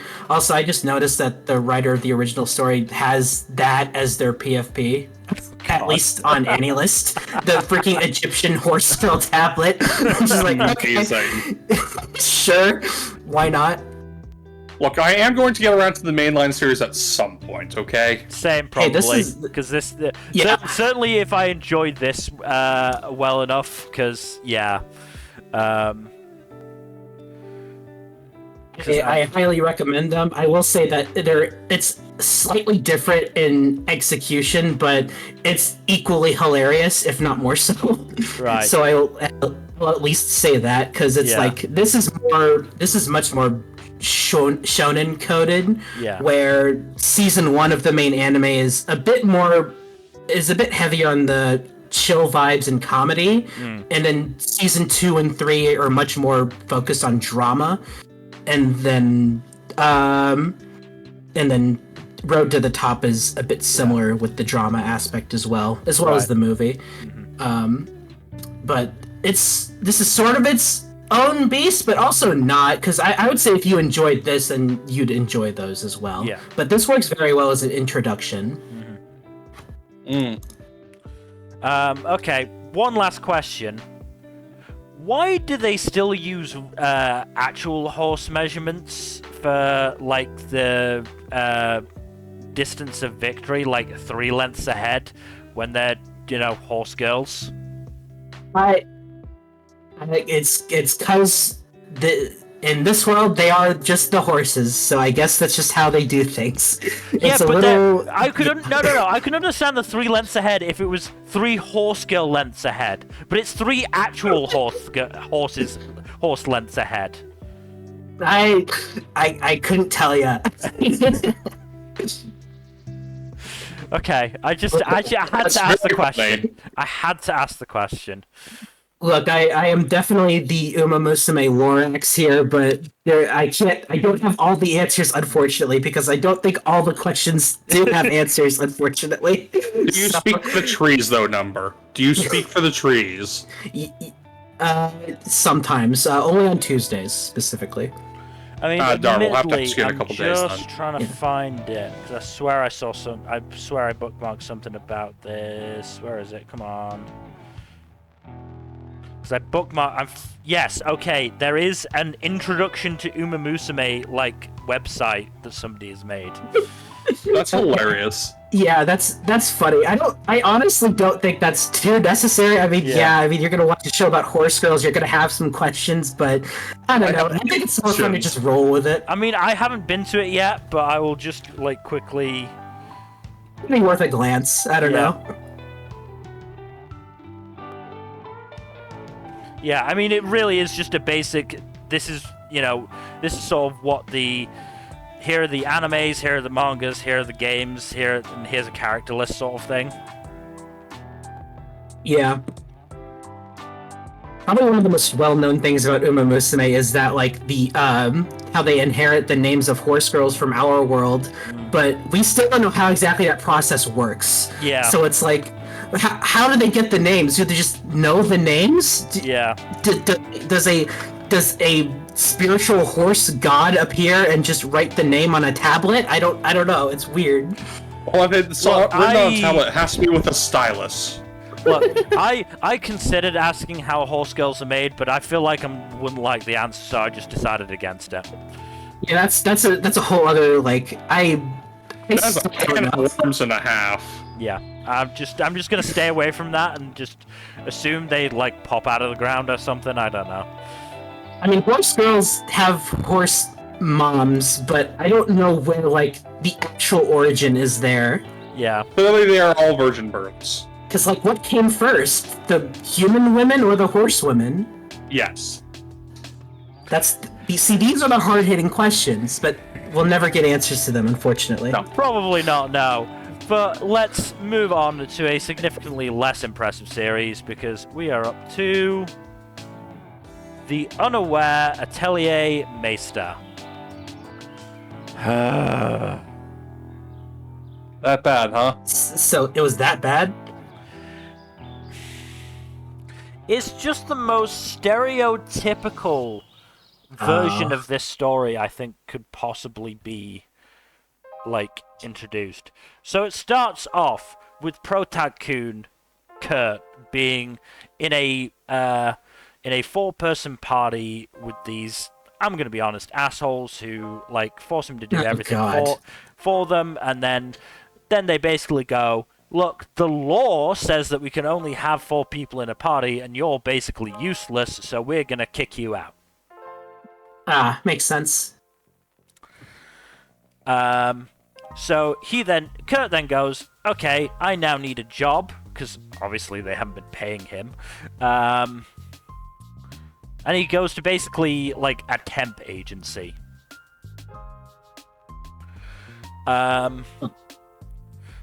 Gets talking to this woman. She says, oh, the actual, like, the way to, like, measure, because you've got, like, skills in this world, and they've got fucking, you know, triple S through G rank, I think it is the lowest, and they're able to test his fucking combat skills, which are all G rank, but they're not able to test his out of combat skills, which, let's be honest, we all know are all triple S, because this is the kind of show that is. So he gets chucked at a fucking construction job where he does, like, so amazingly well, he gets fired from that because he's taking work from other people. But he doesn't... Now, Mill, you know that they're not all ranked triple S. Some of them might be ranked double S, or heaven forbid, single S. No, I'm fairly sure they're all triple S. But yes, he gets fired because he's basically going so quickly. It's gonna... This job is basically meant for, you know, people who aren't otherwise able to get jobs, and he's taking that work away from them. So he gets fired, but he thinks it's because he's done a bad job. He then gets picked up by this woman called Ulicia, who is looking to start a mine.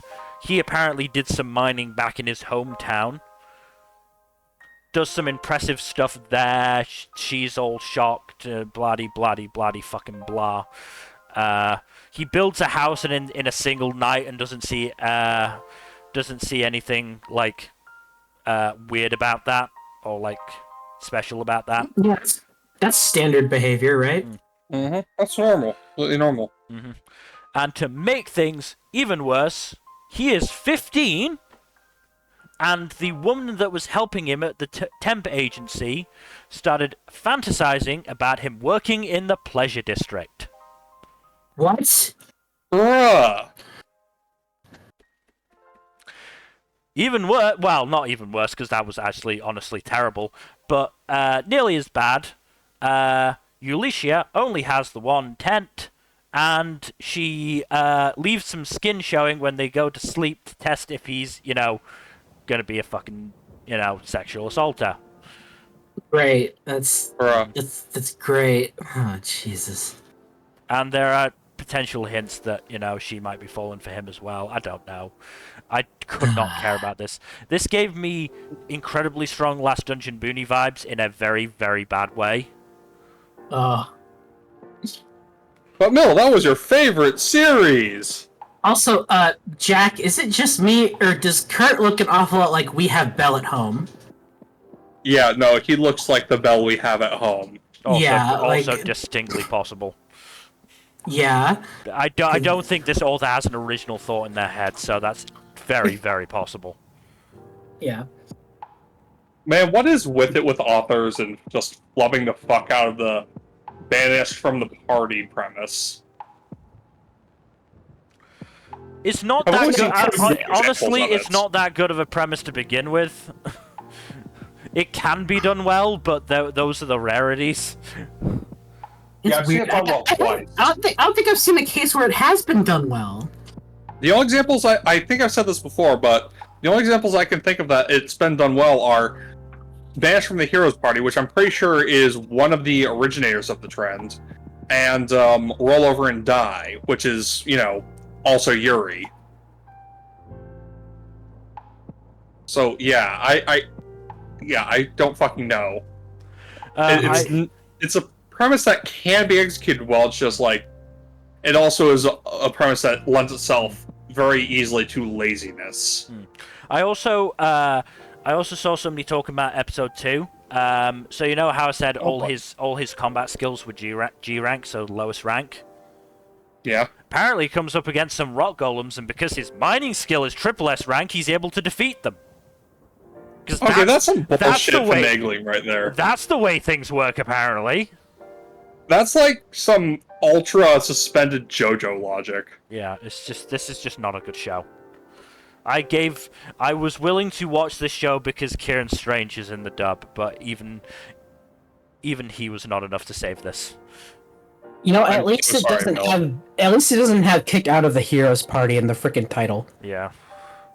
Oh, I mean, low bar, but I mean it might do.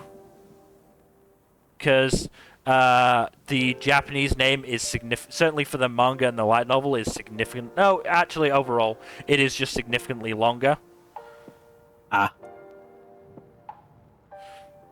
The Misunderstood Workshop owner, a common story about a former errand boy in a hero party who was actually SSS rank in everything other than combat. Okay. Yeah. Never mind then. I can't even give it that. Alas. Yep. So yeah, this was the worst premiere I watched. We all have at least one of those, unfortunately. Yeah. They unfortunately exist. I mean, at least none of us had to watch fucking Takamine. I'm glad we vetoed that. Fucking hell. Yep. Anyway, let's move on to something that's actually fucking good, which is Windbreaker Season 2. Yes. Oh, yes. Let's watch a bunch of teenagers beat the ever-loving shit out of each other. I mean, why else would you watch Windbreaker? I mean, why else would you watch teenagers if they're not beating the shit out of each other? Exactly. Yeah. What are you, some kind of pervert who watches teenagers for some other reason? But yeah, no. Very good start to the season, very action-focused. And you get to see Sakura with the growing pains of becoming a leader in his within Bofarine. Yeah. And the consequences of that, and poor Nire getting caught in kind of a bind and getting a little bit of shit knocked out of him. Yeah, he should have just probably stayed out of there, to be honest. Look, he was a tiny rock for moral support, and it went horribly, horribly wrong. Okay. Yeah, I love you, but you gotta keep yourself safe, man. You shouldn't be there. You're too squishy. Yeah. Fortunately, everyone's favorite lollipop wielding delinquent Kaji comes in with a clutch rescue. Yeah. I completely forgot that Kaji is voiced by Bakugo's yeah, I kind of forgot too. I'm like, oh hey, hi Bakugo. Nice to see you here. Look, he's been in a lot, and he's a good Seiyu, so I don't begrudge him that. No, I love Okamoto. It's just, Yeah. Look, he was great as Garfield. Okay, I'm glad to see him coming back so soon in another action role. I'm never upset to see him. It's just I see him and I can't get Bakugo out of my head. Can anyone get Bakugo out of their head? No, especially not Deku. Yeah, don't, no, come on. Izuku has fucking Todoroki and Uraraka in his brain. You know, hey, look. There's options. Sometimes together. Options. He has options, okay? It's not our fault that Deku is a magnet for literally every eligible bachelor and bachelorette in the series of his age. Besides, I could have met in like an admiration type of way, you know. Anywho, back on topic. Good slick fighting sequences in this. The dickheads at Kiel are real assholes. Yeah, cartoonishly evil. Yeah, but I think this is a better execution of the cartoonish evil than what you were talking about. It fits here because you know street punks. They're like they're punky teenagers. They just want to start shit. It's like it makes sense for them to be shitheads. Yeah, exactly. Shitty teenagers are like the perfect demographic to portray as just unrepentant shitheads. Yeah. Bad nobles, but like nobles can be hit or miss depending on how heavy-handed they are. Yeah. But yeah, it is fun to see the shitheads at Kiel get the shit beaten out of them, but it is like they also do a good job of selling just how outmatched Bofreen is due to like the numbers imbalance between the two gangs at this point. Because they do kind of just walk into Kiel's lair and kind of get their shit rocked for it. Yeah. Up until Kaji and company pop in. And reminds them that hey, you can outdo numbers with teamwork by looking out for each other. Because Kiel don't do that.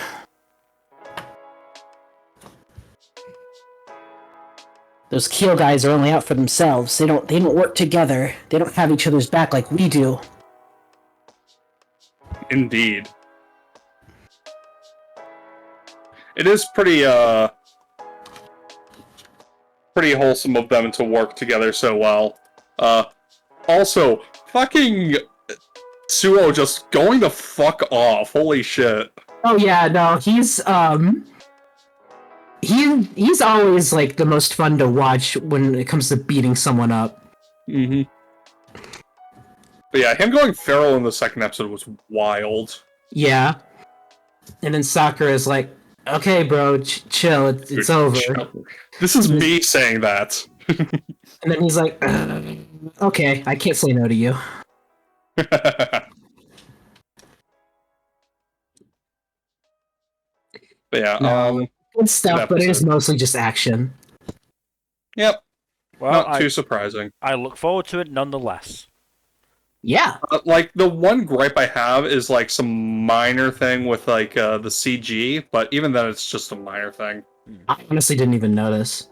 It was mostly just for background characters during the big crowd scenes and the brawls. Yeah, I didn't pay too much attention to that, so that's why I didn't notice. Yeah. It's not super noticeable unless you actually pay attention to it. Yeah. So it's not a big issue. You know what, that's fine. If you're gonna use limited CG, I'm okay with it being for crowds. It's fine. Yeah, it's not a big issue. I just wanted to point it out. Yeah, no, it's worth pointing out, but you know. If that's the only gripe I have about something, that's a good thing. Yeah. No, that's yeah. Windbreaker continues to be awesome. All right, let's move on then to Witch Watch. This was honestly quite fun. It's pretty good. I wasn't that into it, unfortunately. There's nothing like wrong with it, but it does seem it's a comedy series, so I get that. It's like fantasy elements aside, it is pretty standard rom-com in a lot of ways. Yeah. I get the feeling that watching the second episode may or may not affect my opinion on it, but yeah. It's still a fun show, in my opinion. My decision is that I'm just going to wait for the dub, and see if I can enjoy it a little bit more, not having to concentrate on subtitles. Also, okay, so I want to bring it up now, because it's worth bringing up, but the opening, though. Yes. The opening is like one of the greatest things I've ever seen. Ishitani, please do every opening ever, please. Look, Megumi Ishitani is a fucking gem in the anime world. I fucking love her. It's so good, and it's like it's kind of weird how much it contrasts with the actual show. Yeah, because it's like the show doesn't look bad, but it's like it doesn't look anywhere near as good as the opening. Look, that's all on Ishitani just being fucking goated. Yeah, very true. But I do like the main duo's dynamic. They are cute. Yeah, Moi and Nico do have a pretty good dynamic, and I did laugh when they used the bully's fucking mohawk for the spell. Yeah, that was funny. That's great. I will say, the time she used that spell, I absolutely saw it coming. It's like, okay, yeah, you're gonna use the mug as a catalyst to fix the window, but or the door, but the mug's gonna break after. It's like, yeah, okay, but they brought it back in a way that really works. So I'm like, okay. I did like Nico's Flat Stanley impression. That was fun. Yeah. Oh yes, Flat Stanley. Man, that takes me back. Flat's from the past. Yeah. That's what it reminded me of. I was like, oh hey, Flat Stanley. Long time no see. Yeah, I think the leads have a fun dynamic. Yeah. They do. They do. Nico is very cute, and her crush on Mori is very, very cute. It makes me want to root for her. And that's the thing. I quite liked it, but it's just to an extent of I don't think I'd be able to get through another episode of this subbed. So I definitely want to, try the dub and listen to that and see how that does. Completely fair. I mean, at the end of the day, this is a series that I ended up stopping reading in the end. So probably a reason there. I mean, you're not reading it in two formats now. Yeah. I'm not apologizing for that joke. No, it's fine. I mean, I feel like this is sort of a symptom of that period of Shonen Jump where like gags and gag comedies all the time. Yeah, gags and comedy manga were put above everything else. Which they were kind of ubiquitous. Is not to downplay Witch Watch because it is still actually a good series. If I was to call out a series on those terms, it would be fucking High School Family. Oh, I'm sure you have plenty of words that you have not already said. No, I've used all my words on that shitfest of a series. I'm glad it's dead. I forgot that existed. Lucky you. Congratulations. I still miss Fiancé, goddammit. How the mighty have fallen. But yeah, as a result, it is very much, certainly early on, it's very much a comedy series. I can't remember if it gets more sort of actiony or anything like that later on, but I don't think it does necessarily.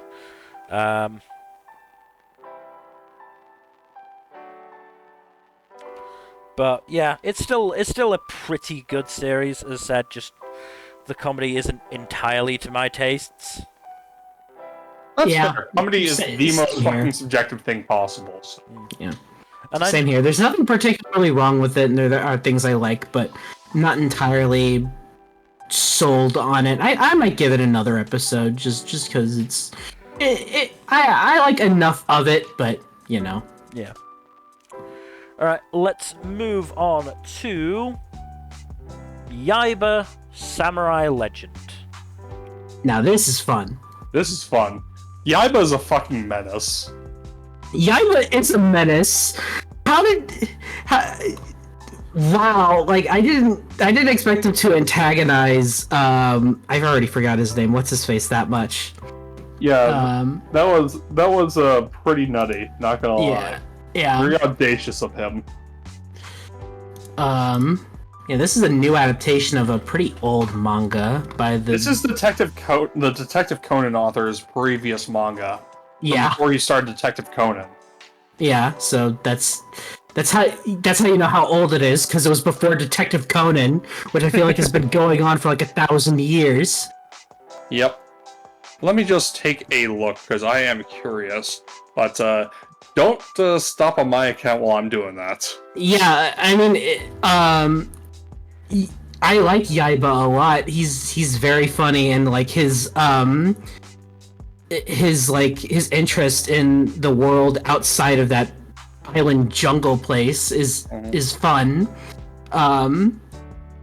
And it's like it's pretty endearing, but when it comes to Onimaru, he just antagonizes the shit out of him because he wants him to fight him, and Onimaru just doesn't want to give him the time of day. So it's the lengths that Yaiba goes to is pretty insane. Yeah, so the Yaiba manga was ran from 1988 to 1993. Jeez. And then Detective Conan came out next year. The next year? Wow, okay. 94, yeah. You wasted no time. Jeez. It was literally... So, Yaiba ended mid-November of 93. Detective Conan started first fucking week of January of the next year. He didn't even take 2 full months off. Yeah, they literally went, alright, time to start another, like, century-long manga. Why not? Sure. It's like, wow. Man. Absolutely unhinged. Goddamn. Respect, but, dude. Chill. But yeah, no, the animation, this is fucking amazing. Oh, it's incredible. This is, like, it never looks... Every frame of this looks fantastic. It's so good, and the animation's like, it's wild. It's very, very clear what Wit put the bulk of their effort into. Yeah, which is saying a lot, because it's like, Moonrise still looks great. Yeah, no, Moonrise does not look bad by any stretch. It's just like, Yaiba is like very clearly a fucking work of love and passion by comparison. Yeah. Also, I think this may or may not be 2-core. I think it is, yeah. So it might actually be a full adaptation since the manga only ran for 5 years. Yeah. Actually, no, that's like 250 chapters. Never mind. Well, we'll see. I sure would love to watch this. Oh, Did you yeah, not watch it? It is licensed by Viz, and Viz don't give a shit about the UK. It's not even on Netflix? Nope. Wow. I mean, you could use a VPN. I could.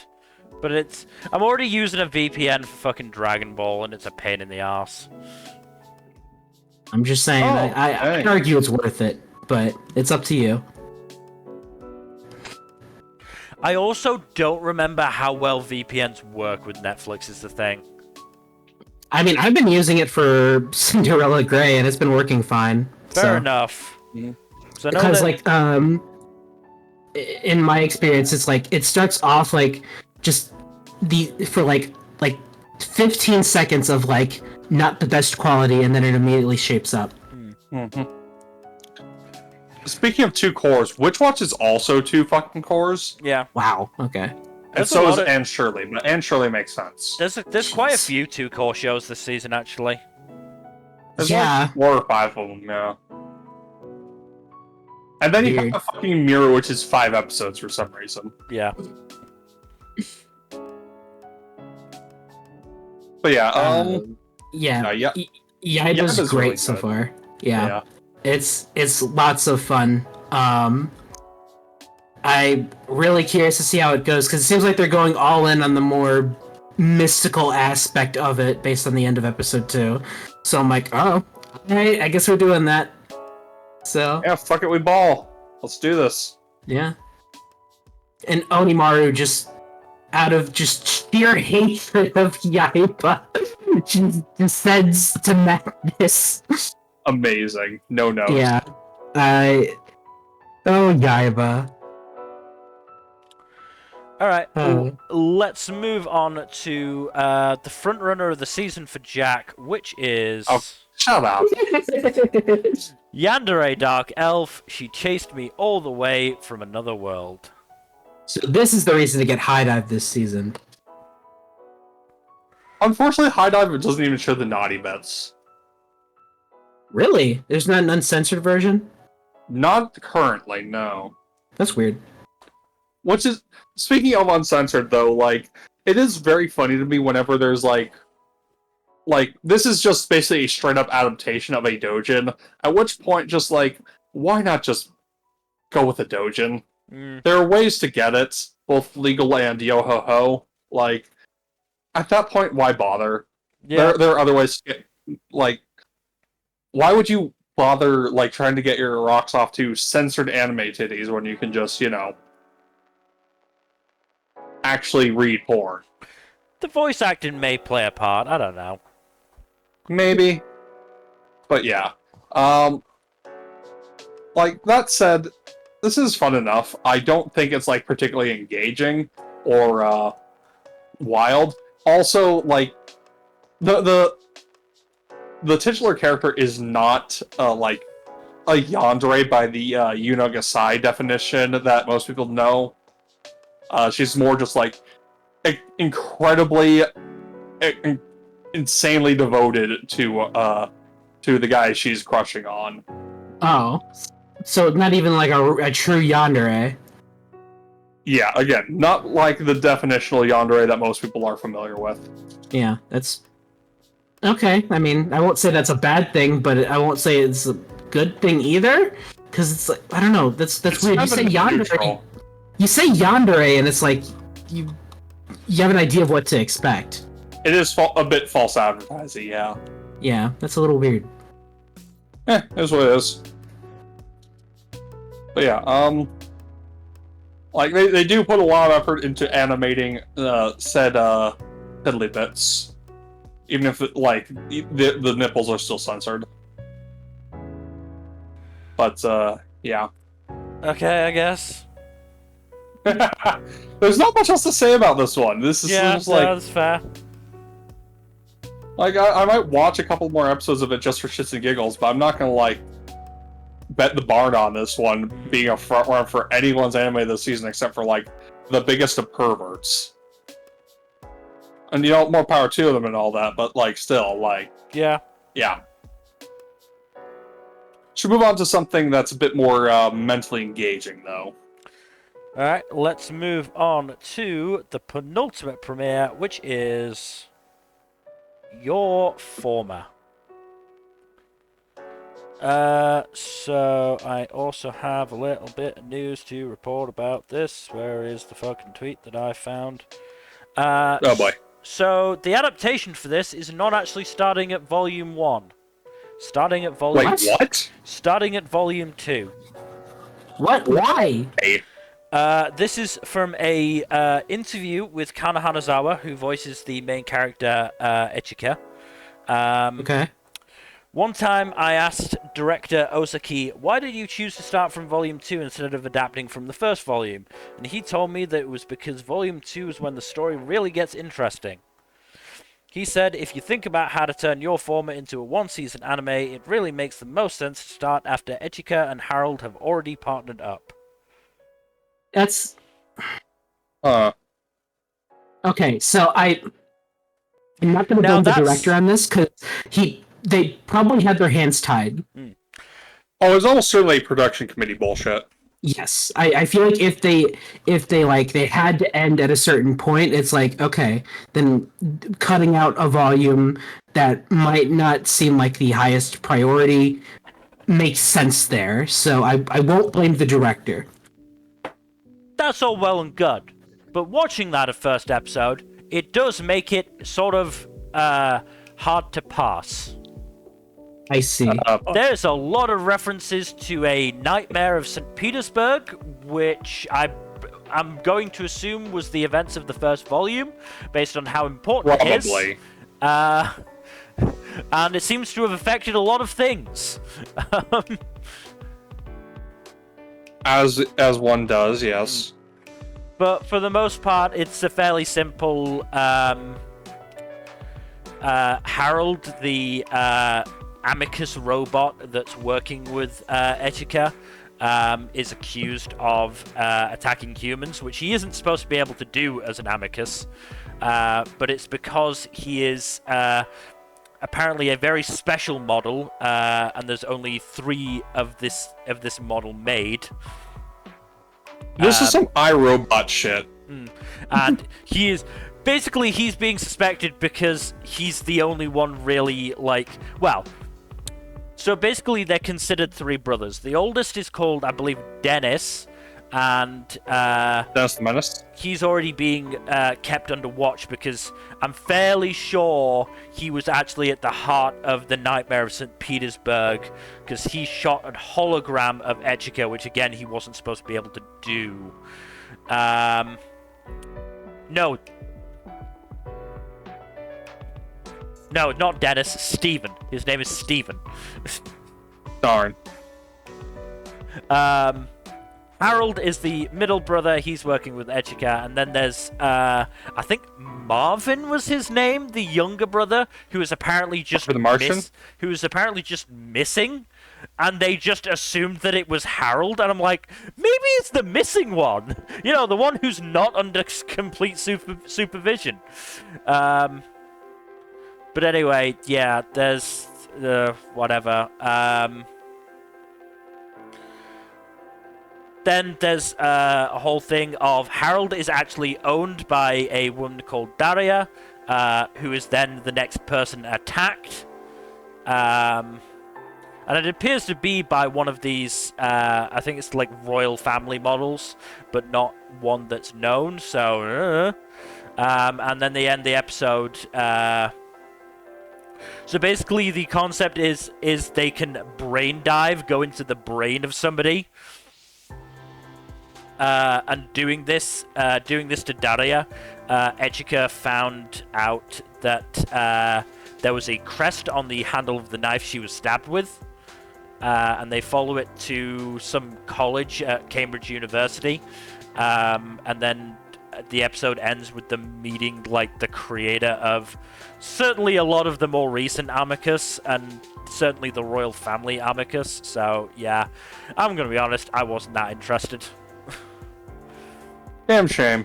Part of it is the fact that I felt like I was really thrown in at the deep end for this one. There was a lot of dynamics that I just wasn't getting. I mean, given what you said earlier, no shit. I mean, I also have a question. If there's only 3 of these models out in the wild, I feel like the average person wouldn't know what one looks like. Yeah, no, definitely not. So how would they be identified as such? I don't know. Probably put out like an APB or some shit like that. Maybe. I don't know. But yeah. I mean, they may have gotten a description and, somebody at the police station went, huh, that sounds a lot like that fellow we got in the cybercrimes division. I don't know why it turned like Yorkshire, but, fuck it. This isn't set in Japan either. There's a portion of it does happen in St. Petersburg, and then they apparently moved to London at some point. The first part of the episode is the 2 of them and a woman named Bigger, who I think might be Echika's sister, who she doesn't have a great relationship with. They go shopping in St. Petersburg, and then maybe 30 seconds later, they're in London to get arrested by the by Scotland Yard. Well, Harold is anyway. The hell? I don't know. Like I said, this was just sort of a bit of a confusing experience for me. Also, because because it's A, Remau, and B, on YouTube, it's doing the stupid thing where clearly a character is calling somebody by their last name, but the subs use the first name, which I hate. That's annoying. Like, come on, I can hear what fucking name is being used.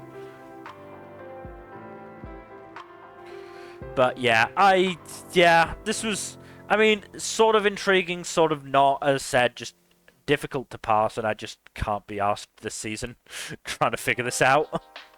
Yeah, that's fair. I'm sure it would be easier to parse if it didn't cut out the first volume. Yeah.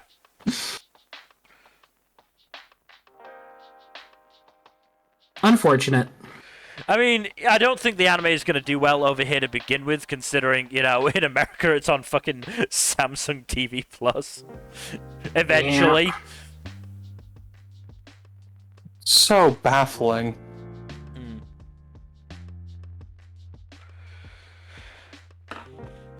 But, let's move on to our final show, our final premiere, which is Zatsu Tabi, That's Journey. This was alright. Wasn't too bad. No, it's fine. It just makes me... Look, if you're trying to sell me on, like, traveling to Japan, I get it, okay? Like, I want to go to Japan, okay? I want to travel Japan, but I can't right now. Money is difficult at this point in time. Yeah. But it's a nice, cozy little show. Yeah. I'd give it like a few episodes. I'm probably just stopping at the premiere because it's like I already got an idea of what this is, and it's like not a bad thing, but I don't think it's for me. Yeah, no, I get yeah. If I ever do go to Japan finally, maybe I'll reference this anime on where to go, but yeah. The backgrounds are really good because they seem pretty accurate to the locations they're based on. So yeah, that's pretty cool. Yeah, it seems like a lot of care was put into setting the actual setting and all that. Yeah.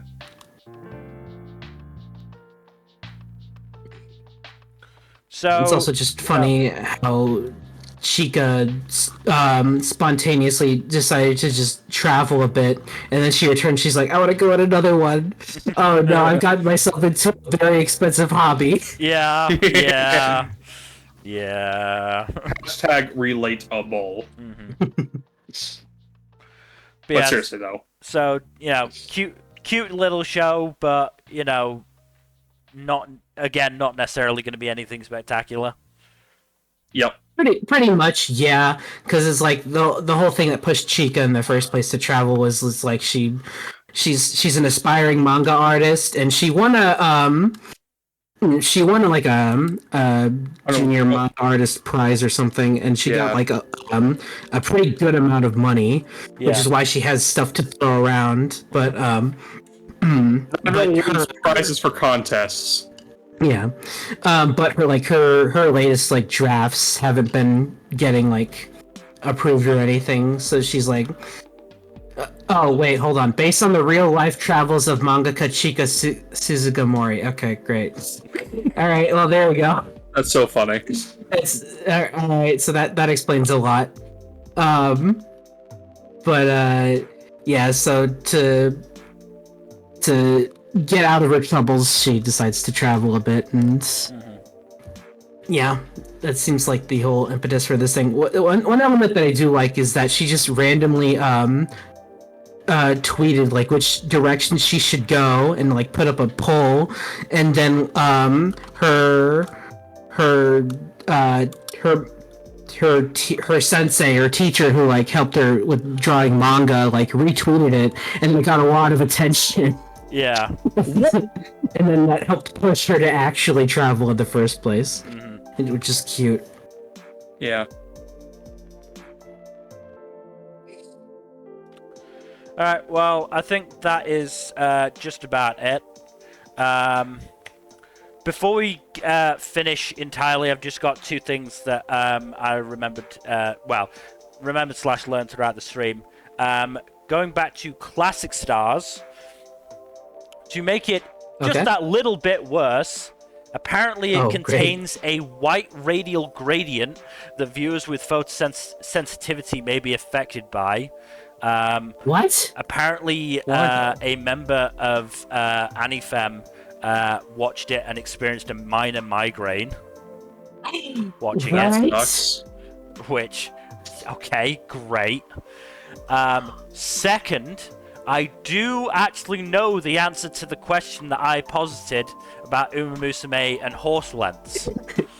Okay. I have figured it. I have found out by going through this website, and they've got a trivia section, and they do actually say that a length is determined by the full length between the two stretched arms of the three goddesses, which is 250 centimeters, which is about the regular length of a fucking thoroughbred in real life. The three goddesses being like the three horse girls that started it all, basically. And they're fucking huge if they've got a wingspan of 250 centimeters. So, yes, they're basically using horse lengths, but they do have an in-universe explanation for it. They really worked to get that explanation, which is almost admirable. That's brilliant. Now these are the hard-hitting questions, and they have answers. Okay. Who says that this world is dumb? Okay, here's another bit of trivia. Horses that only share the same father are not considered siblings, but horses who share the same mother are. You cut out a bit. What'd you say? Horse girls that only share the same father are not considered siblings, but horse girls who share the same mother are considered siblings. You keep cutting out when you say that. One more time. Horse girls who have the same father, you still getting me? Yeah. Yeah. Not considered siblings. Huh. Right. Horse girls who share the same mother are considered siblings. Huh. Wild.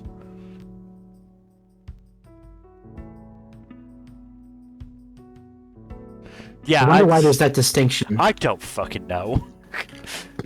Look, it's probably something stupid. I'm on a Google Doc for this trivia sheet. There's 575 pages. Oh boy, what a deep dive. Damn. I think a lot of it is character references, to be fair. Yeah. Because there's a big list of characters. Yeah, because that makes a lot of sense. Curious to see where they're getting this information, because it's probably from like various like external sources. Yeah. Yeah. Stuff that is unfortunately outside of my reach as a dumb Westerner who is not allowed full access to the glories of Musume just yet. One day, though. One day. With that little trivia dive into Musume, that is everything. So thank you everybody for watching. Hopefully you've enjoyed. In terms of future stuff, Tuesdays, Thursdays, Saturdays, and Sundays, the 3+ episode check-in will be 3 weeks from now, I believe. Yep. The 4th of May. So look forward to that. Where this list will be at least, maybe not severely cut down, but I would say we'd be losing quite a few shows today. But otherwise, please do give us a follow here on Twitch and all that YouTube stuff. Like, subscribe, leave a comment down below, and please press that bell icon, And otherwise, hopefully we'll see you on Tuesday. Good night. Later. Bye-bye.